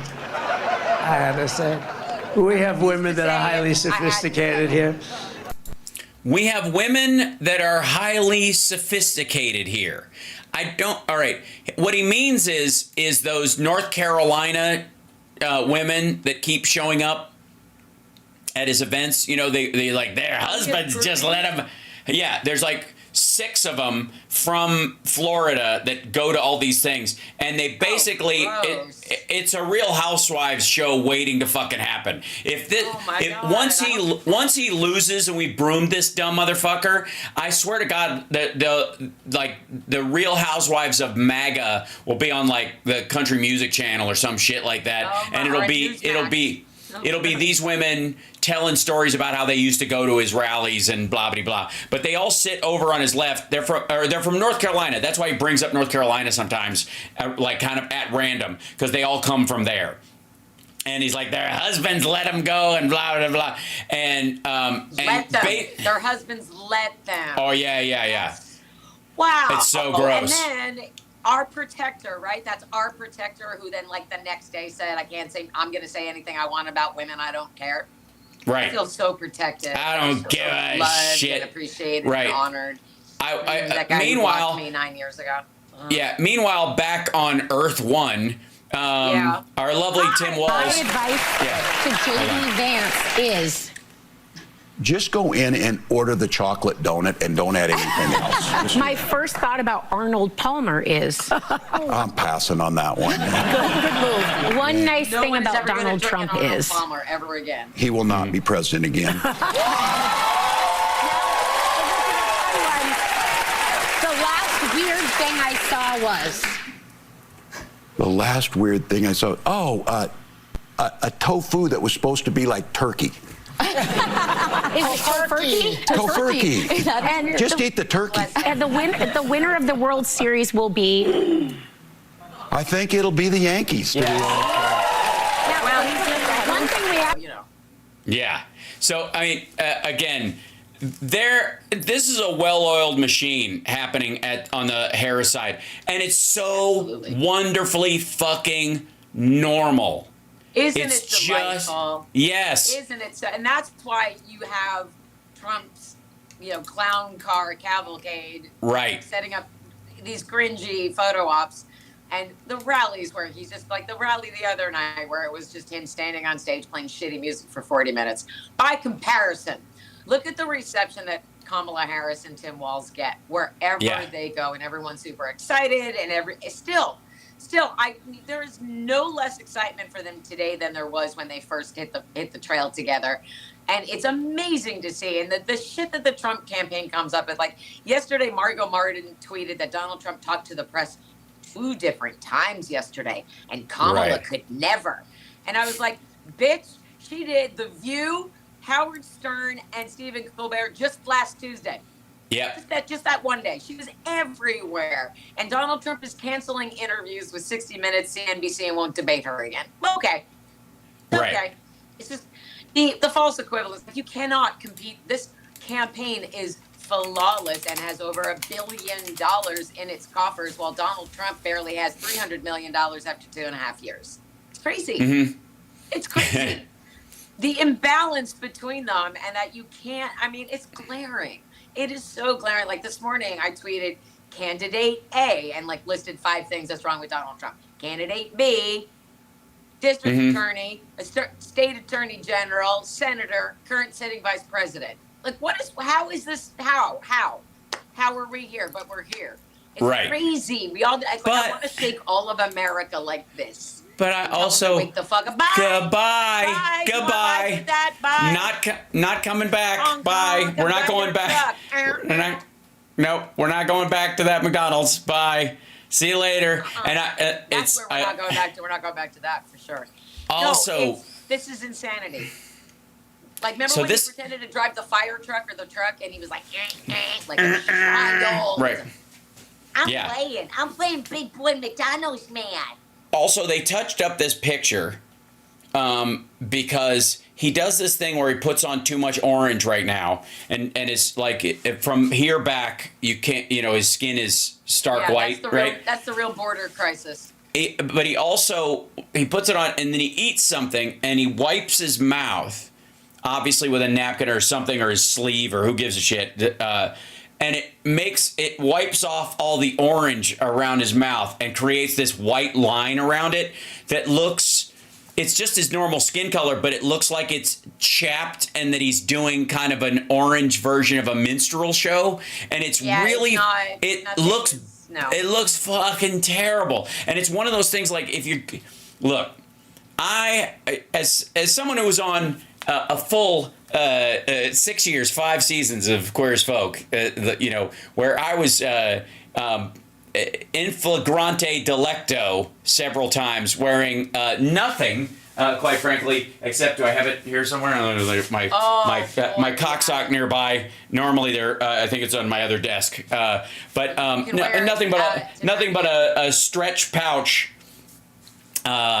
still it stretches. And right, but they would, a lot of times they would spray tan us so our body color was even, because most of us don't run around expecting to be buck naked with no tan lines, on a TV show all the time, especially if you're living in Canada where it's very hard to get. Are there tan lines and issues? So they would spray tan us on those things. Yeah. And so I've been through that, that part of it where they spray you and then you get a little bit on your hand or your thumb or something like that, and it really stands out and all that kind of stuff. You have to clean it off and all that. And I've been through that process enough to know, and then they do your face makeup regular with your regular, the makeup artist doing that part of it. You still get sprayed, but they also do regular makeup.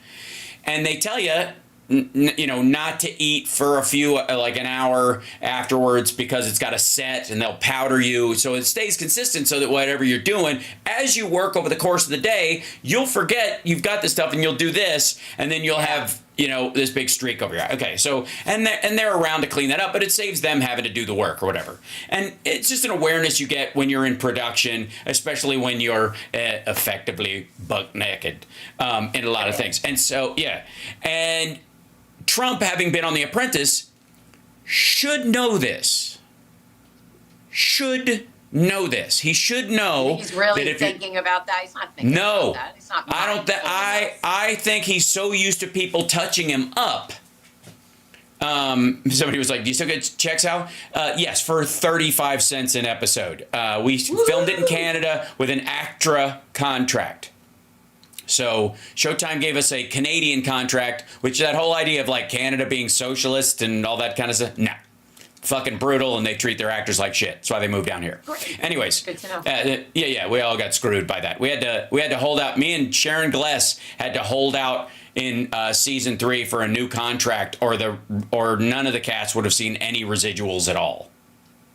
Just saying. Fuck yeah. But there's at least power in a union. Hey. Say what? Yeah, exactly. Say what you will. It may have been difficult and important and historic work, but at least we barely got paid. So but you broke new ground. Yeah. That's just exactly. Like I won't pay you, but I will give you so much free exposure that it's the equivalent of being my dad's bluegrass band. My dad's bluegrass band put out an album in the 70s. The Buzzard Rock String Band put out an album in the 70s called "Dying from Exposure," because all the gigs they got were like, well, there's no pay, but it's great exposure. Yeah. So that was the album. Yeah. There was a lot of that in the early years of Twitter when I was really hustling and trying to get a book deal. And people were like, why don't you do this? How much are you going to pay me? Well, I'm not going to pay you, but people will know who you are. And I'm like, I can fucking keep doing that by myself for free. Thank you so much. So anyway. So Trump Which brings us to this. No, I'm done. Yeah. By the way, Trump is in, where is he? He's in North Carolina. In front of rubble. He did another one of those town halls yesterday where he stood on stage and said nothing for like 15 minutes. He just stood there. And was like this. His mic went out. With music this time. Yeah, music. No, No, that wasn't not the microphone one, not in Detroit. Oh, it's a different one. It was from yesterday, I think. Oh wow. Okay, yeah. So that would be because it wasn't about his mic going out. Hold on. That would be there's this one where he's just kind of waiting and wandering around. On one of these. The one where is that the one where his microphone was down, or the other one? Yeah. I can't keep track anymore. Right. And even then, you're like, if you can't make your campaign work, how are you gonna you can't make a fucking rally great again? Not full, and then the one where his mic went out and he stood there like, someone gonna fix this. Didn't occur to him to leave the stage until they fixed it, or make the most of it and start handling those people in the front. Like, hey, I'm right here. What's your biggest issue? What are you worried about? Because he doesn't give a shit. He doesn't want to talk to those people. He doesn't. Well, they scare the shit out of him. Let's be abundantly clear. The front row Joes scare the shit out of him. Like every time he's gotten ruder and ruder towards them. He mocks the dude in the brick suit, the wall suit, all the time now, because that guy keeps showing. He's like, this guy's been a 300 thing. He's a rich guy. He's got stuff he could be doing, but he's here. And you can tell he's like, this guy's fucking nuts. Or he's glomming onto me that this guy makes a bunch of money doing appearances as the brick wall guy. And because because of me, and I should get a piece of that, because he does that all the time too. That he wants a piece of shit. Yeah. Meanwhile, by the way, every day he does something that would end anybody else's career. Every single day. Right. Like the Univision, the Univision town hall. Oh my God. Where a man was like literally begging him, please give me a reason to vote for you. I need to give me any reason to vote for you. And then he's like, okay, you didn't give me a reason. He's not getting that guy's vote back at all. And that was also at Kamala's Univision town hall, and essentially asked her a similar question, and she gave him a proper answer because she has a functioning brain, but also because she's really smart and knows what she's talking about, and she's incredibly accomplished. And is again I want to eat my own fist out of frustration that people are still like, no, Trump's fine. He's fine. He said that's just him. He's just quirky. What if Joe Biden got up in front of a rally crowd and told a 20-minute story about Arnold Palmer's dick?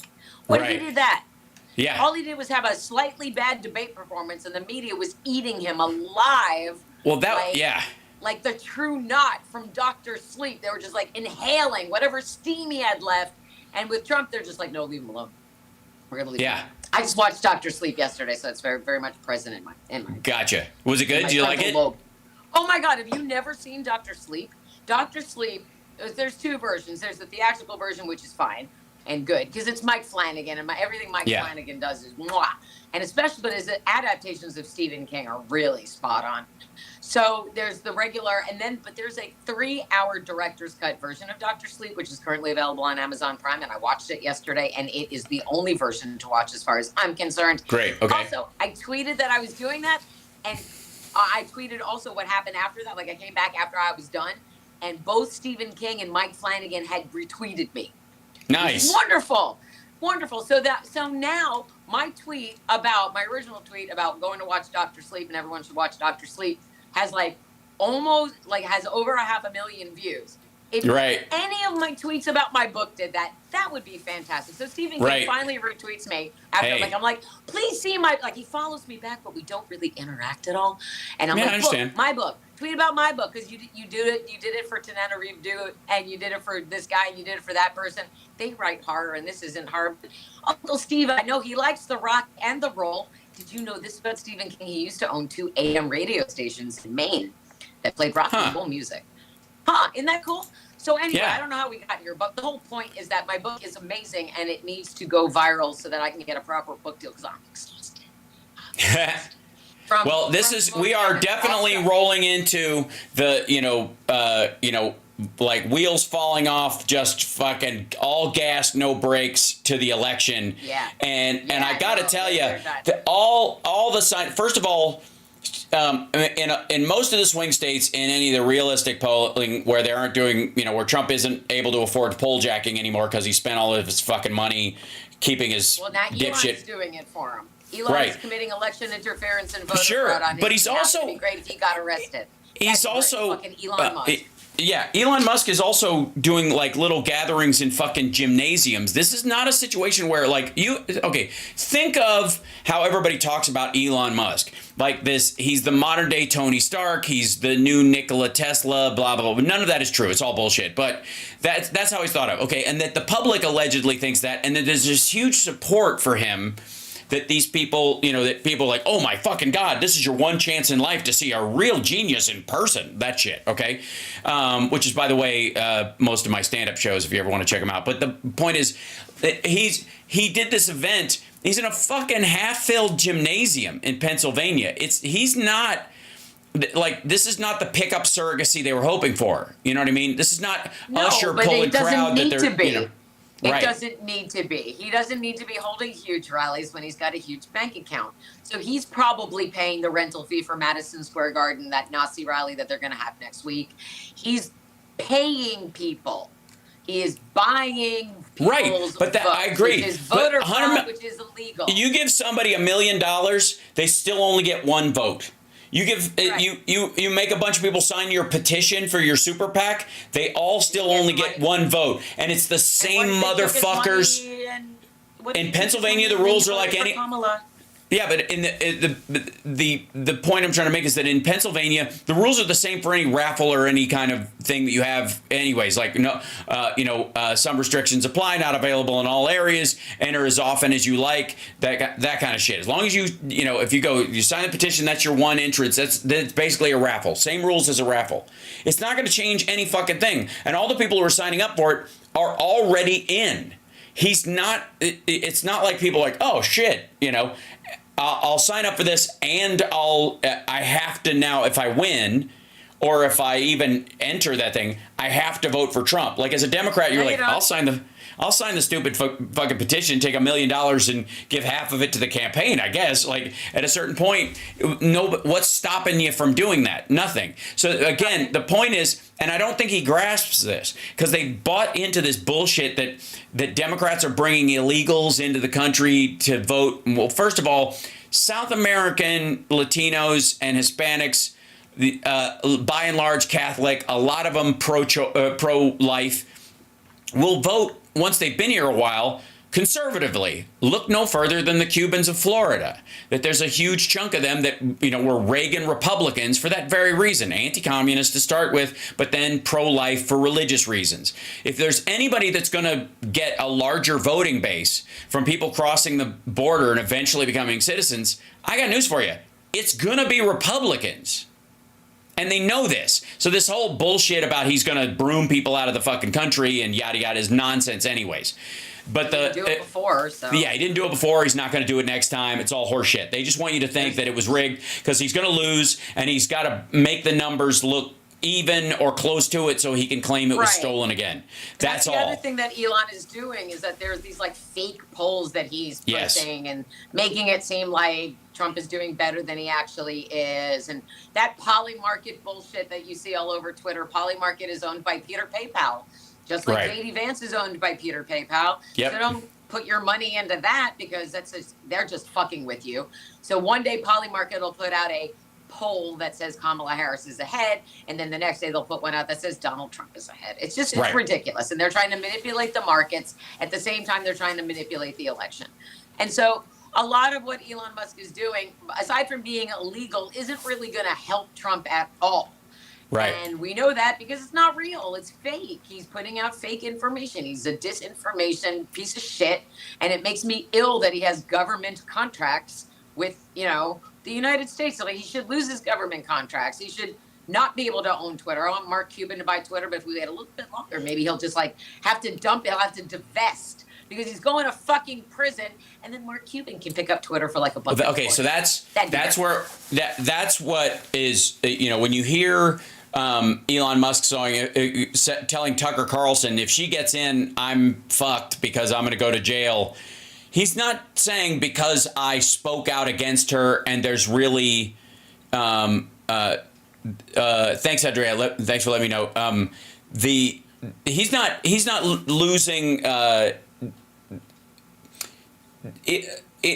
Musk and all of his friends and all the money that they're pouring into this is not moving the needle at all in any material way.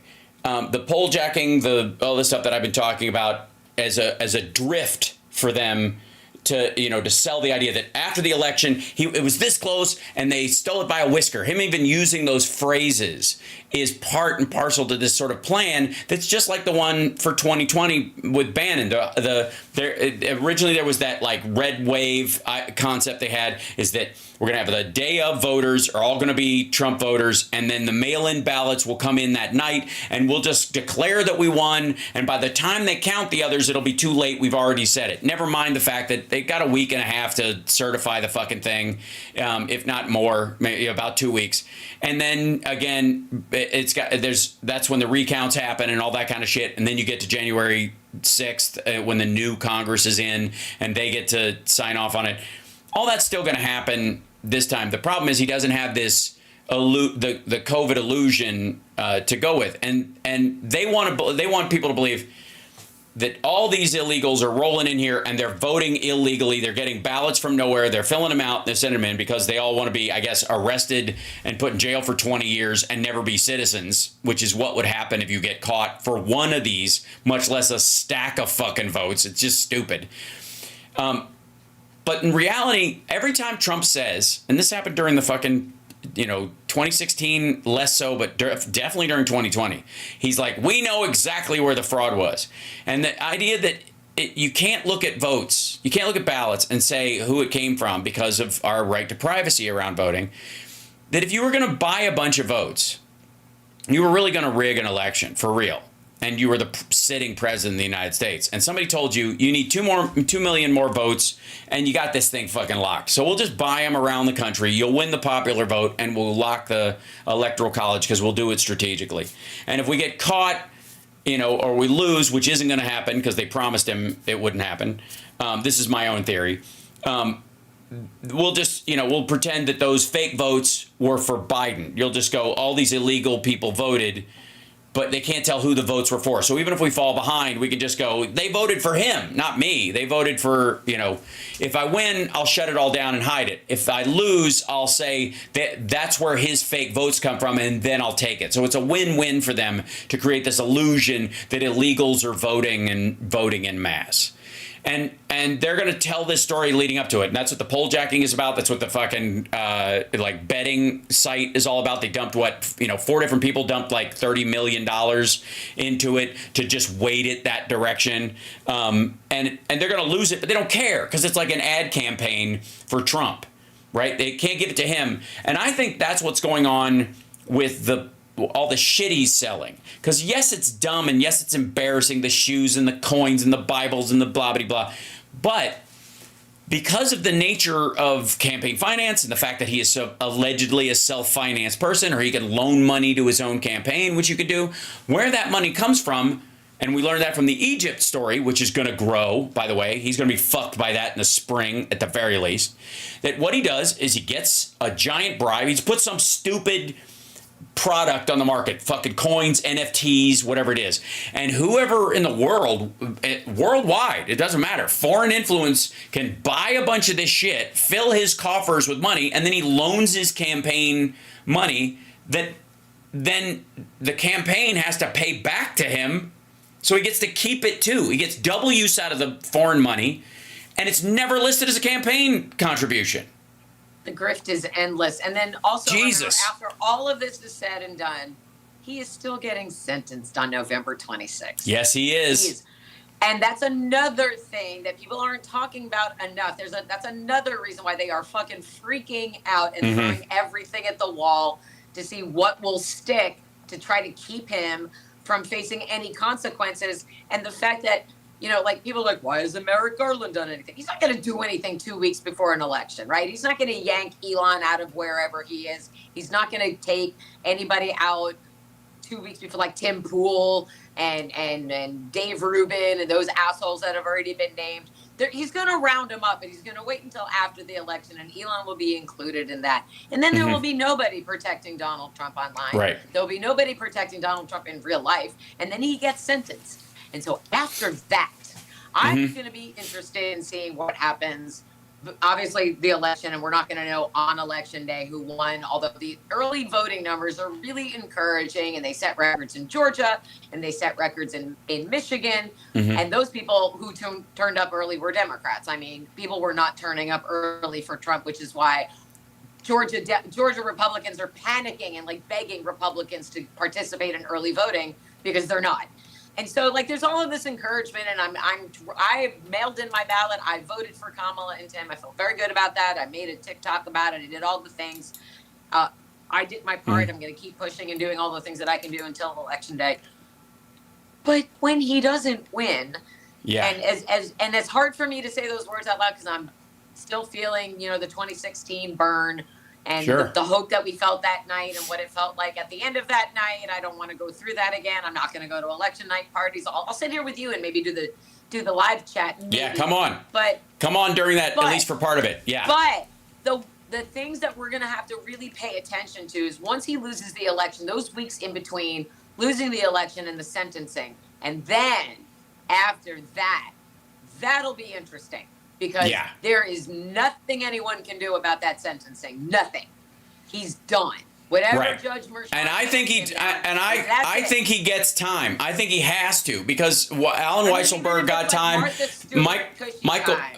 Michael Cohen got time. There's no reason why he deserves to not get a pass. SD Sullivan in the chat is saying, Hal, please explain what you mean by poll jacking again. Okay, poll jacking is when so Rasmussen, for example, and all these other polling companies all talk to each other. Twitter, by the way. Yeah. Rasmussen has me blocked on Twitter. That's so Trump has Rasmussen in his back pocket, effectively. Like they work for him now. He's basically hired them for it. And there's a couple other minor ones as well that do that kind of stuff. And what happens is because they don't want to have overlap in an area. Most of the polling companies, when they do these Ipsos and anything, they call around to the other polling things because it's everybody's like, think of Iowa when everybody's trying to figure out who the voter in Des Moines or Davenport or something is doing. There's only so many places you can fucking call. There's only so many places you can go and hand out, and they do a lot of on the ground polling too. They go to a diner and they go, hey, we're doing a poll on the politics. Can you check things characteristics you think that each candidate has and who you're voting for and blah, blah, blah. And it's all anonymous and we'll gather. Okay. So that's how they gather all this shit. And then they write off depending on the margin of error and how much they trust people, 3 to 4% of it is bullshit. 5% of it is active measures where people are messing around. But then they eventually find their way to what they count as the numbers, right? And they'll do 1,200 people. They'll count 1,100, those kind of things. Okay. So that's fairly standard. What happens when they do poll jacking is when Rasmussen gets the phone call from Ipsos saying, hey, we're making calls in this demographic, in this area, or we're sending our person out to talk to swing voters and handing out these things at a union shop or one of these things. Are you guys going to be there Wednesday or Thursday? Because that's when we're going to go and we don't want to overlap, right? You don't want to get muck up everybody's questions and get overlap because how you ask a question matters. And this is the other aspect of it. So they go, nope, we're not there on Wednesday. But Rasmussen then, after he puts down the phone, picks up the phone, calls the campaign and says, they're going to send a person down to this diner and you might want to send some Trump people down there. And so by the time they show up, there's a bunch of people there that are magically supportive of the candidate. And this is why in a lot of these areas you see this weird thing where Harris and Trump are neck and neck, but the Democratic senator is winning by 6, 10 points, 2, 5 points, whatever the variance is. Why it's way up here. Because senators don't pay for that. The Republican senator that's running is not paying for fucking poll jacking. They can't afford it. And they don't have Rasmussen in their back fucking pocket. Sometimes maybe Trump, makes a call for them if it's somebody like Ron Johnson or they're on the fucking team in that regard, or Rick Scott, for example. But most of the time they just can't. On that level, even senators, as much as they spend on the campaign, they don't have that much access and that much money to spend on this kind of shit. Right. They can't send activists down to sit in a fucking diner for 6 hours waiting for a fucking poll person to show up. So the other aspect of this and why it's kind of like you'll see this even Steven with Harris and Trump, but everybody else is kind of off the charts. The other sort of version of poll jacking that they do is they'll they'll do their own, they'll fund a poll. Fox will fund a poll through somebody. Trump campaign will fund a poll. Heritage Foundation, the Federalist Society, they'll pay for this poll. They'll hire Ipsos or something.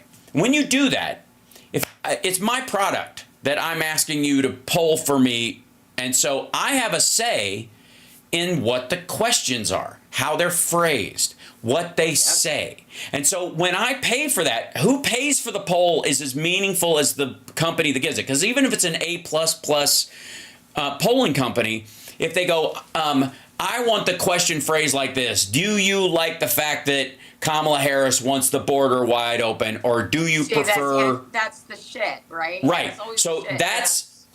Right. And what they say is not...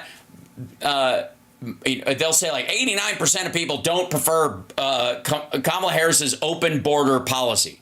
There's a bunch of people who read that shit or get the question and go, that's not a fucking click. They hang up, or they tear up the thing, or they don't fill it out because they're like, this is just bullshit. They don't even go. But the people who are there who are like, yeah, fuck her, fill it out, and it weights it that direction. That's another version of poll jacking. And they figured that shit out around Bush v. Gore, and that's what got us to where they were trying to, like, we got to chip away at Hillary because they're definitely teeing her up. So they attacked her for better part of 2 decades, but definitely in the last 8 years running up to when she was pretty much assured to run, and it was clear the Democratic Party was like clearing runway for her. So they went after her that way, and so they started weighting the story that you would think that would be in your head when you got a polling thing in front of you. That's the third tier. That's the lowest one. They have the least amount of control of that, but the rest of it, that's why the polls were showing that she would win in a bunch of areas, because they were legit at that time. They hadn't fully implemented this stuff, and she did win. They said she's going to win by about 3% in this particular area, and she did. She won by 3 million votes, but it was the Electoral College. I will die mad forever. And this is also why we say ignore the polls, because polls don't elect anyone. Yeah, your vote matters. Your vote. Never get complacent. Right. Never get complacent when it comes to your vote. I don't care who the candidates are. You should never be complacent, because on that it note, always matter to you. On that note, always matter. I want to remind everybody, TaraDublinRocks.com, and that's her book, The Sound of Settling. Please pick it up and enjoy it and buy it and read it and give her a review on Amazon and all that cool stuff. All that stuff. And if you don't see me online that much this week, it's because my mom arrives tonight, and I'm going to be super focused on it, which means, like, as soon as we're done, I'm going to, like, begin the extra super Jewish mom is coming deep clean. Sure. Even though she says, you don't have to do anything special for me. You do. I don't. Sure, I do. I'm going to take her to Low Bar Corral tomorrow night. We're doing all Billy Joel. That's going to be amazing. Nice. But this week, my friends, support your girl Tara. Buy my book, The Sound of Settling, at TaraDublinRocks.com, and make sure you're all signed up for all of Hal's things, including his audio podcast that Ron always tells us to promote. Make sure you're following all of the sexy liberal people, because we're one big happy cavalcade of comedic genius political, the best political family since the Kennedys. That's right. Now, on an ending, I think it's perfect. On an ending note, real quick, your thoughts on this. So I think we always should run like we're behind. I think it's a smart move to always run like we're behind. And never get complacent, ever. The one thing the poll jacking does is it gives the illusion that Trump is further ahead than he is. And I think while there's a lot of anxious Democratic voters out there, there are a lot of them that are voting early. That's why the numbers are so high. They're not taking anything for granted. They're making sure their vote counts and that they can't be deregistered or any of that shit in between now. Like, it really does feel better. You're like, they didn't bump me from the rolls. I voted and it's counted. We're good. And yet he's out there saying we're way ahead in the polls. We're way ahead. Of course he has to say that. Well, He's and again, that's not a great traditionally, not a great get out the vote campaign idea if you're trying to win over, that the lesser informed, less motivated voters. Again, if you're telling people, we're like, how many times have we heard him say, you don't even have to vote anymore, or this will be the last time you vote, or don't even bother, we have all of the votes already. Okay, don't vote. I'm fine with that. Stay home. Don't get involved. Just keep running your mouth online and don't have any impact on my country. I prefer it that way, actually. I don't want stupid people running this country. I want the smart people. I want someone who can pass the bar exam running this country, not somebody who was pretending to work for 15 minutes and then had to go take a nap because he's exhausted and sundowning and is in such a severe mental decline. You cannot deny it as hard as you try.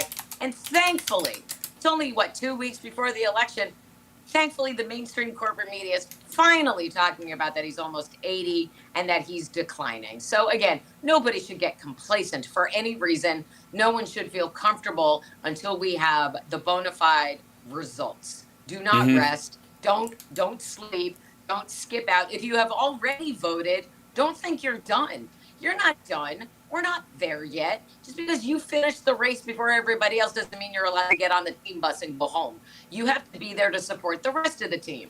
So make sure that you are still out there telling people to have a voting plan, making sure they have a voting plan, making sure they're registered to vote. No one fucks with their vote. And also, as you are still dealing with, people who claim to be undecided or they just can't vote for Kamala Harris, ask them what I have been asking people to do, which is whatever your number one issue is, what you think your number one issue is, I need you to put a pin in it and move it to the second position, because voting for women is your number one issue in this election.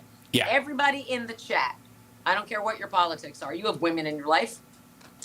Do you love them? Then you should take care of them. Vote for these women like you love them, because Democrats will take care of them. Kamala Harris has a real health care plan. Donald Trump does not. Donald Trump's plan is to turn your fertile women into birthing vessels, and your non-fertile women will be worked to death or just shot and killed like me because I'm an enemy of Trump, because I'm in the media and I'm a Jew and a Democrat. So again, you're voting for, your daughters and their daughters and their daughters to have more rights than your great-great-grandmothers did. That's, I think, always should be a goal, that we're moving the country forward, that we're progressing. And when you joke about, you can make fun of us, but when we say we're not going back to women being treated like chattel. We're not doing that. We're not. And so please vote for the women in your lives. Please vote for the women that you claim to love, because if you vote against them, then what are you really telling them? What are you telling your, I have this fight going on with my stepfather right now. He doesn't want to do it over email and he doesn't want to do it over the phone, but I'm begging him to vote for his 4 granddaughters. Begging. Because what is their future? What is their future under Project 2025? They don't have one. Right. And begging people to think like that. And it might sound dramatic, and I don't really ever lean into conspiracies or fear tactics, but that's real. Women are threatened. All women, not just Democratic women, not just women of color, all women, including Republican women. If she's got a pulse, they can figure out a way to use her. So please, please, please, you don't have to tell anybody. That's the other thing as we wrap up. You don't have to tell anybody who you voted for, because it's genuinely no one's business. You're welcome to if you want. But if you want to vote for Kamala Harris, but you're worried about what other people are going to say, fuck them. Lie. Lie to them then. It's nobody's fucking business. I want you to vote for yourselves, and I want you to vote for the women who raised you and who still are in your lives. Because without them, we don't have a country. Yep. Just vote blue. Vote blue down ballot. Take care of yourselves and stay healthy and stay safe, so that we can come back next week and see what this week did to us. Oh my God. I have my mom here. I have my mom here to protect me from all this. Scary. Yeah. And you can watch. I have said this, and read me on Hill Reporter. I'm here to tell the truth. Always. There you go. And so I'll say it again so you can relax a little bit. House Sparks podcast, Megaworldwide, wherever you get your podcasts, and she's about to have one too. So we'll make sure that you guys have the link and all that kind of stuff when it's up and running. We will indeed. After Mom goes home, we're going to set you up with the whole system. Yes, that's a perfect time. Yes. TireOfTheBox.com. Read The Sound of Settling. Everybody loves it, and they're demanding a streaming series and a sequel. Someone read it overnight yesterday. It's amazing. Excellent. Okay. See you later, Tara. All right, guys. Thank you. Stay safe. Love you. Go clean. Okay, bye. There she goes. Ladies and gentlemen. And I would like to say, for the record, if I may, I want to thank Tara and Cliff for coming and joining me today. If I may, I will see you guys this afternoon, and there's still far too much to cover. So these will be longer shows over the next little bit. I'm going to try and not step on the toes of my fellow streamers by, overlapping with their stuff, because there's just no way to fit all this nuttiness in, but I will do my level best. And what I will say is that, again, I've said for a long time that Trump is bad and getting worse. And there is no situation where he improves between now and election day or the end of the year or next year or that. This is all downhill. He is losing it on a lot of fronts. They know it. We know it because it's funny and depressing and creepy and all that shit. But increasingly, maggots know it. Fox knows it. Newsmax and all those people know it. And you can tell one of the things, and I'll see if I can find a clip this afternoon. There are a couple of references that the Rob Shits of Newsmax and the like are talking about, which is he's working so hard and they're working him to death, and it's like the elder abuse stuff they were saying about Biden, but they can't say it in a negative way about Trump because he's choosing to do this, right? This is his thing, so he must be the powerful leader, even if they're wearing him out. And I got to tell you, dementia does not improve. That's right, Perry Young. He's done. This is just going to get worse, and he's going to get more violent and angry and broken and fucked up. And after he loses, hear me now and listen to me later. After he loses, it's going to get shockingly worse for a few weeks, and then he's going to give the fuck up. And next year, what's really going to come from, I think, his crowd is the same shit we saw around Michael Jackson's trial or OJ's trial or Harvey Weinstein's trial to a lesser extent, is that there are these sycophantic supporters that are going to be dangerous and hard to deal with, or like fucking Manson. You know what I mean? Where, like, people showing up at the courthouse with X's carved in their foreheads. It won't be quite that bad, but it'll be pretty fucking close. But a lot of it is just, there is no salvaging him from this. There just isn't. Biden is not as, nearly as old and withered as he's been made out to be, and Trump is far more withered than they will ever admit. I'm just telling you. And it ain't going to improve. This week is going to be fucking nuts. He's exhausted. He's angry. His brain is failing. His supporters are doing everything they can to polish that turd as best they can. But honest to God, he's not coming back from this. I'm telling you. It's just going to get worse and worse and worse. And everybody around him knows it. And you're going to hear more of this talk about the 25th Amendment and that J.D. Vance is really the guy and all that kind of shit. So just pay attention to that. He's a wreck. He just is.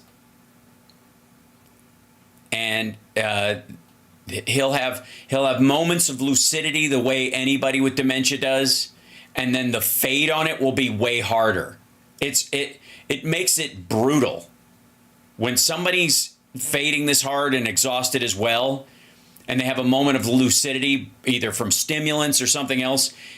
What the brain reaction is even deeper into lost. So vote. Let me know when you voted. Please. It's the greatest birthday gift you can give me this year. But I'm telling you, the dude's on a hard fade. And it's self-inflicted. His father had dementia, but Trump has burned his fucking cranium out over the years with a combination of Adderall and benzos and whatever the fuck else he's taking. His crushed up Sudafed, which is basically meth. He's been making and taking homemade Pervitin, which is the drug the Nazis took, for most of his adult life. And a lot of people who believe that, like watch his leg when he's dragging his leg, that's part of it. Watch, everybody thought Hitler had Parkinson's at one point because his hand was shaking the way it was. That'll increase as well. It's not good, and it's chemically induced largely. I mean, he's old too. That doesn't help. Somebody was like, "How does he live so long?" The problem is, it's kind of like when Philip Bittner and I are talking about Russia. Nothing happens, and then everything happens all at once. And I'm not kidding, Carol. I am not kidding about this. I'm speaking seriously about this. No shit, he's taking Nazi drugs. No, he's making his own version. Pervitin was meth and a couple of other drugs that they would give the Nazis they would take it and it would numb them. It took away their empathy. It kept them awake for days on ends. Yeah, you can't buy. Here, well, shit, I'll show it to you. Hold on. There's a. Yeah, here you go. This is what I'm talking about.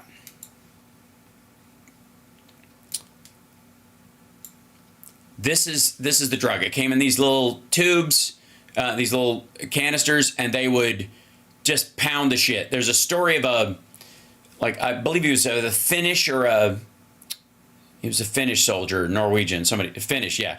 And he apparently got separated from his unit, and he took a whole thing of it. He had no food, so he just swallowed the entire bottle of this shit. He was awake for like 5 days and was like talking to dead soldiers from his unit.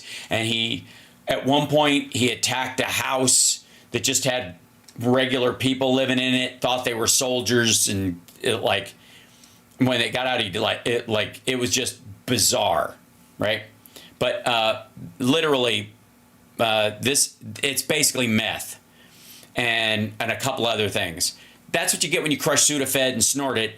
And when you add, Adderall and some other stuff, you effectively get poor man's Pervitin.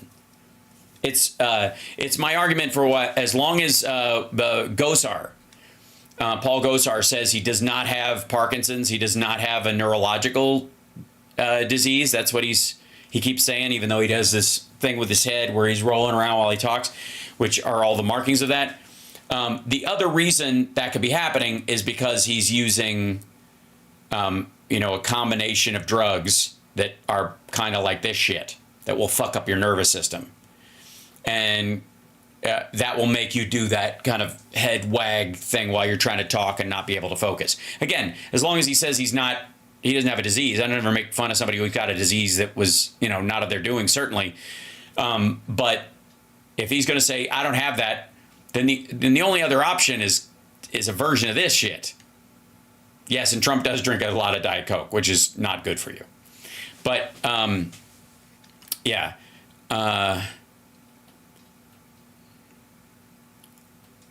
Let's see. On November 9th, 1939, while fighting in occupied Poland, Heinrich Böll, the German writer and Nobel laureate, was a young man in his 20s, able-bodied, joined the Wehrmacht, the German armed forces, and wrote to his parents back in Cologne, it's tough out here.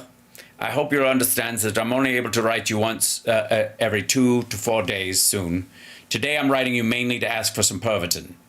Some months later, he wrote to his family, perhaps you could get me some more Pervitin so that I can have a backup supply. Pervitin was Nazi Germany's wonder drug and one that was designed to enable pilots, sailors, and infantry troops deliver superhuman performance. Soldiers who took Pervitin stayed awake for days at a time, walked for miles without resting, felt no pain or hunger. Today, we know this drug as methamphetamines or crystal meth.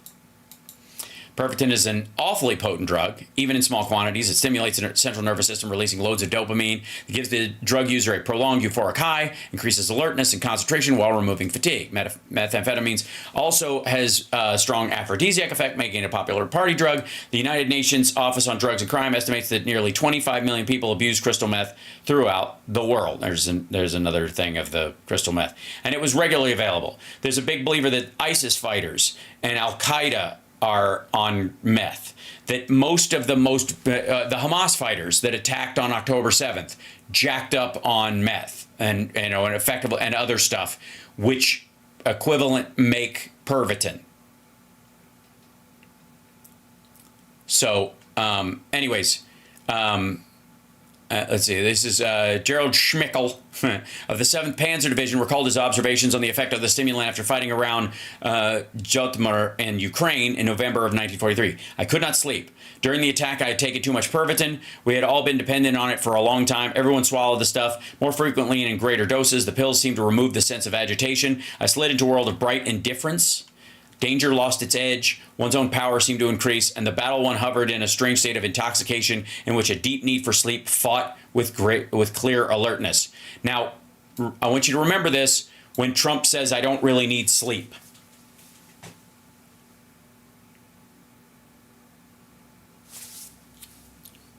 And chat room, hold on.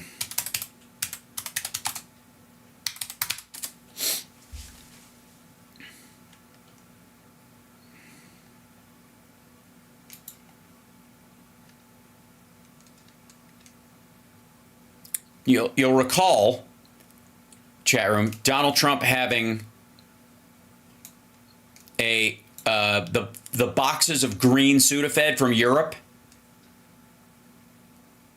Go do it, Cheryl. Deliver your vote. And thank you so much. I know I'm going over, but why Sudafed is behind the counter, a meth chemistry lesson. Can't buy Sudafed OTC anymore. In its place is something called Sudafed PE, which is useless. Why? It's all about crystal meth, a little chemistry lesson. So what Trump used to do is he would buy Sudafed from Europe, which still had the original ingredients. Sudafed PE is what you can buy in the United States. It's in a different colored box.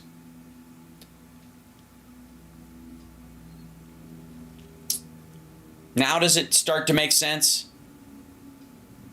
Like self-involved euphoric high, the total lack of empathy, the lack of need to sleep and all that kind of stuff.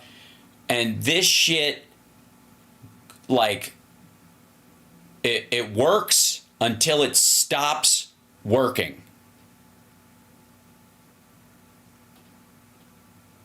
So, yay, thanks, William, for voted in by mail last week in Arizona. Excellent. I'm curious, William, do you get one of those, like a notification on your phone that your ballot has been received? Hi, Jason.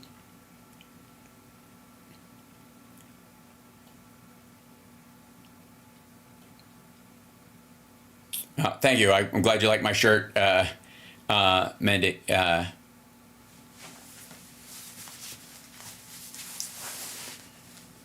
Had to look yours up, no alert? Okay.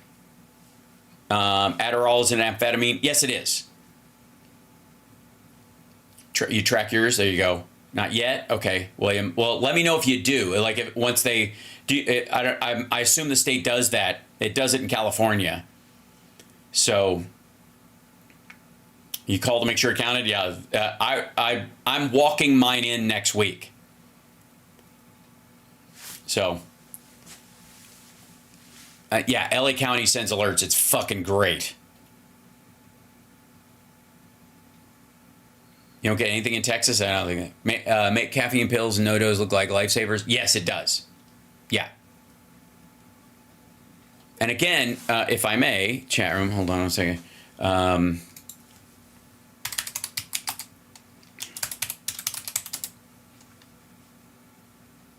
So...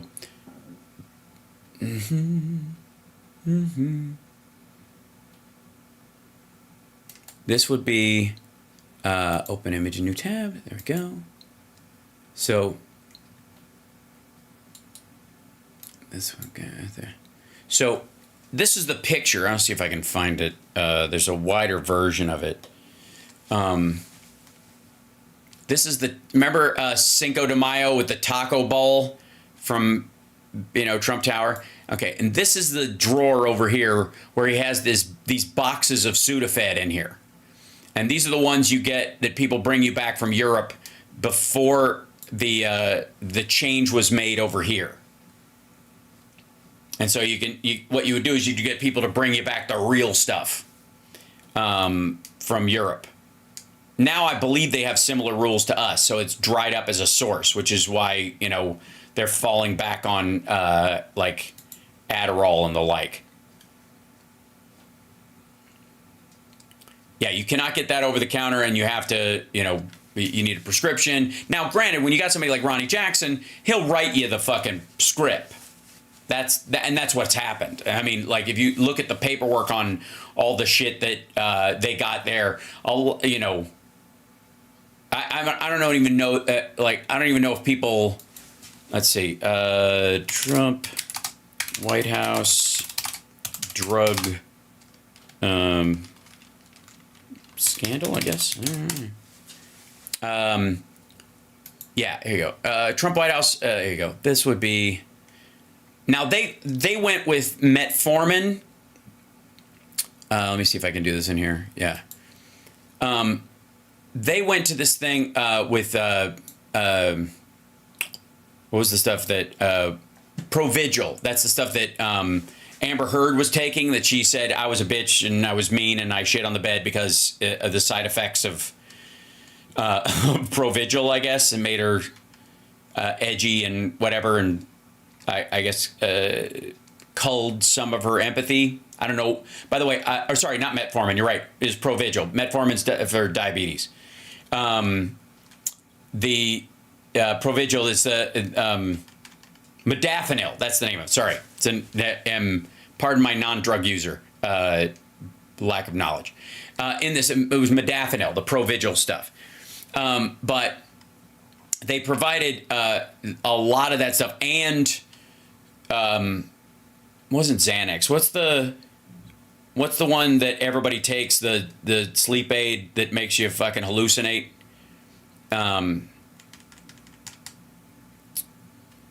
You took Provigil, it didn't help you at all. You take Provigil, nice as you can be. Yeah, I don't. Ambien, thank you. Yes, it was Ambien. They were handing out basically they're chemically yo-yoing people from NyQuil, Ambien to Provigil, like back and forth, which can't be good for you, I would imagine.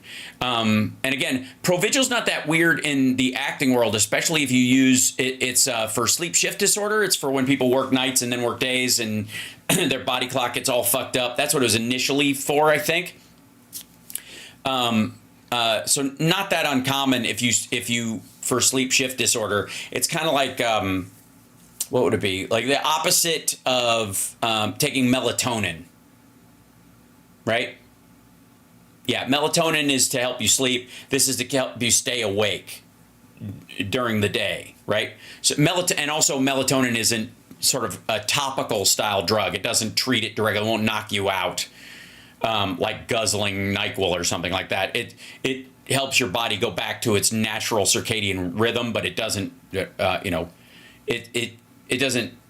It helps you sleep at a normal time of night when the sun has gone down, but it doesn't. It's not like a fucking... Yes, it was yes, Provigil was originally for narcolepsy. That is true. Anyways, but what it worked for was people with sleep shift. And there's sort of like a... What's the secondary use? What's narcolepsy? Temporary narcolepsy would be sleep shift disorder, right? Or when you have jet lag, really bad jet lag. I've flying back from China a couple of times, like for 2 days, I'm like, I'm fine. Thud, right? Where you just lose it. If you have to, I suppose, stay awake, if you're in the DOD or you're fucking in the military or you're in any form or you're, I don't know, you're shooting or working and that kind of stuff and you don't have a turnaround in that would be, I think, one of the things. Anyways, point being, they were handing out all this stuff that when Ronnie Jackson was, 8,900 unit doses of Ambien, which is 170. They spent 46,500, which is 174 times more than the 270 the generic equivalent would cost for the same amount, which is weird. They're buying over the counter for all this big pharma shit. They could buy the generic, whatever. Spent 90,000 on 4,180 unit doses of Provigil, brand name stimulant, 55 times more than the 1,800 the generic equivalent would have cost. Both drugs were dispersed without verifying patient identities. Opioids and sleeping medications were not properly accounted for and were tracked using error-filled and unreadable handwritten records because they were basically just passing them out to Don Jr., who's got a fucking closet full of the shit, I have no doubt. And it is an ongoing investigation. Think of like Provigil mixed with Adderall. That'd be another version of Pervitin with maybe less of the side effects. Hard to say.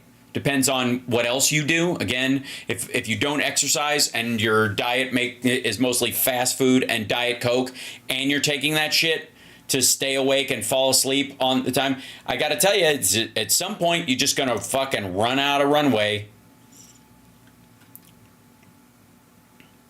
Right? Yes, it's a long Midwestern goodbye. I'm sorry. All right, you guys are lovely. I'll see you this afternoon. And also, keep in mind...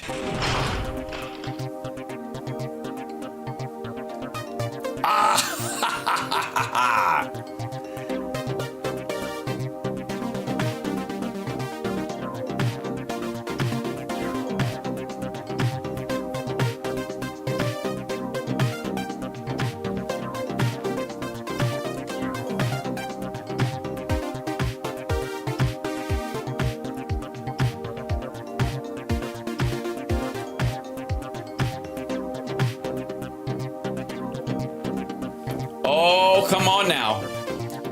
Twitch people, let me see.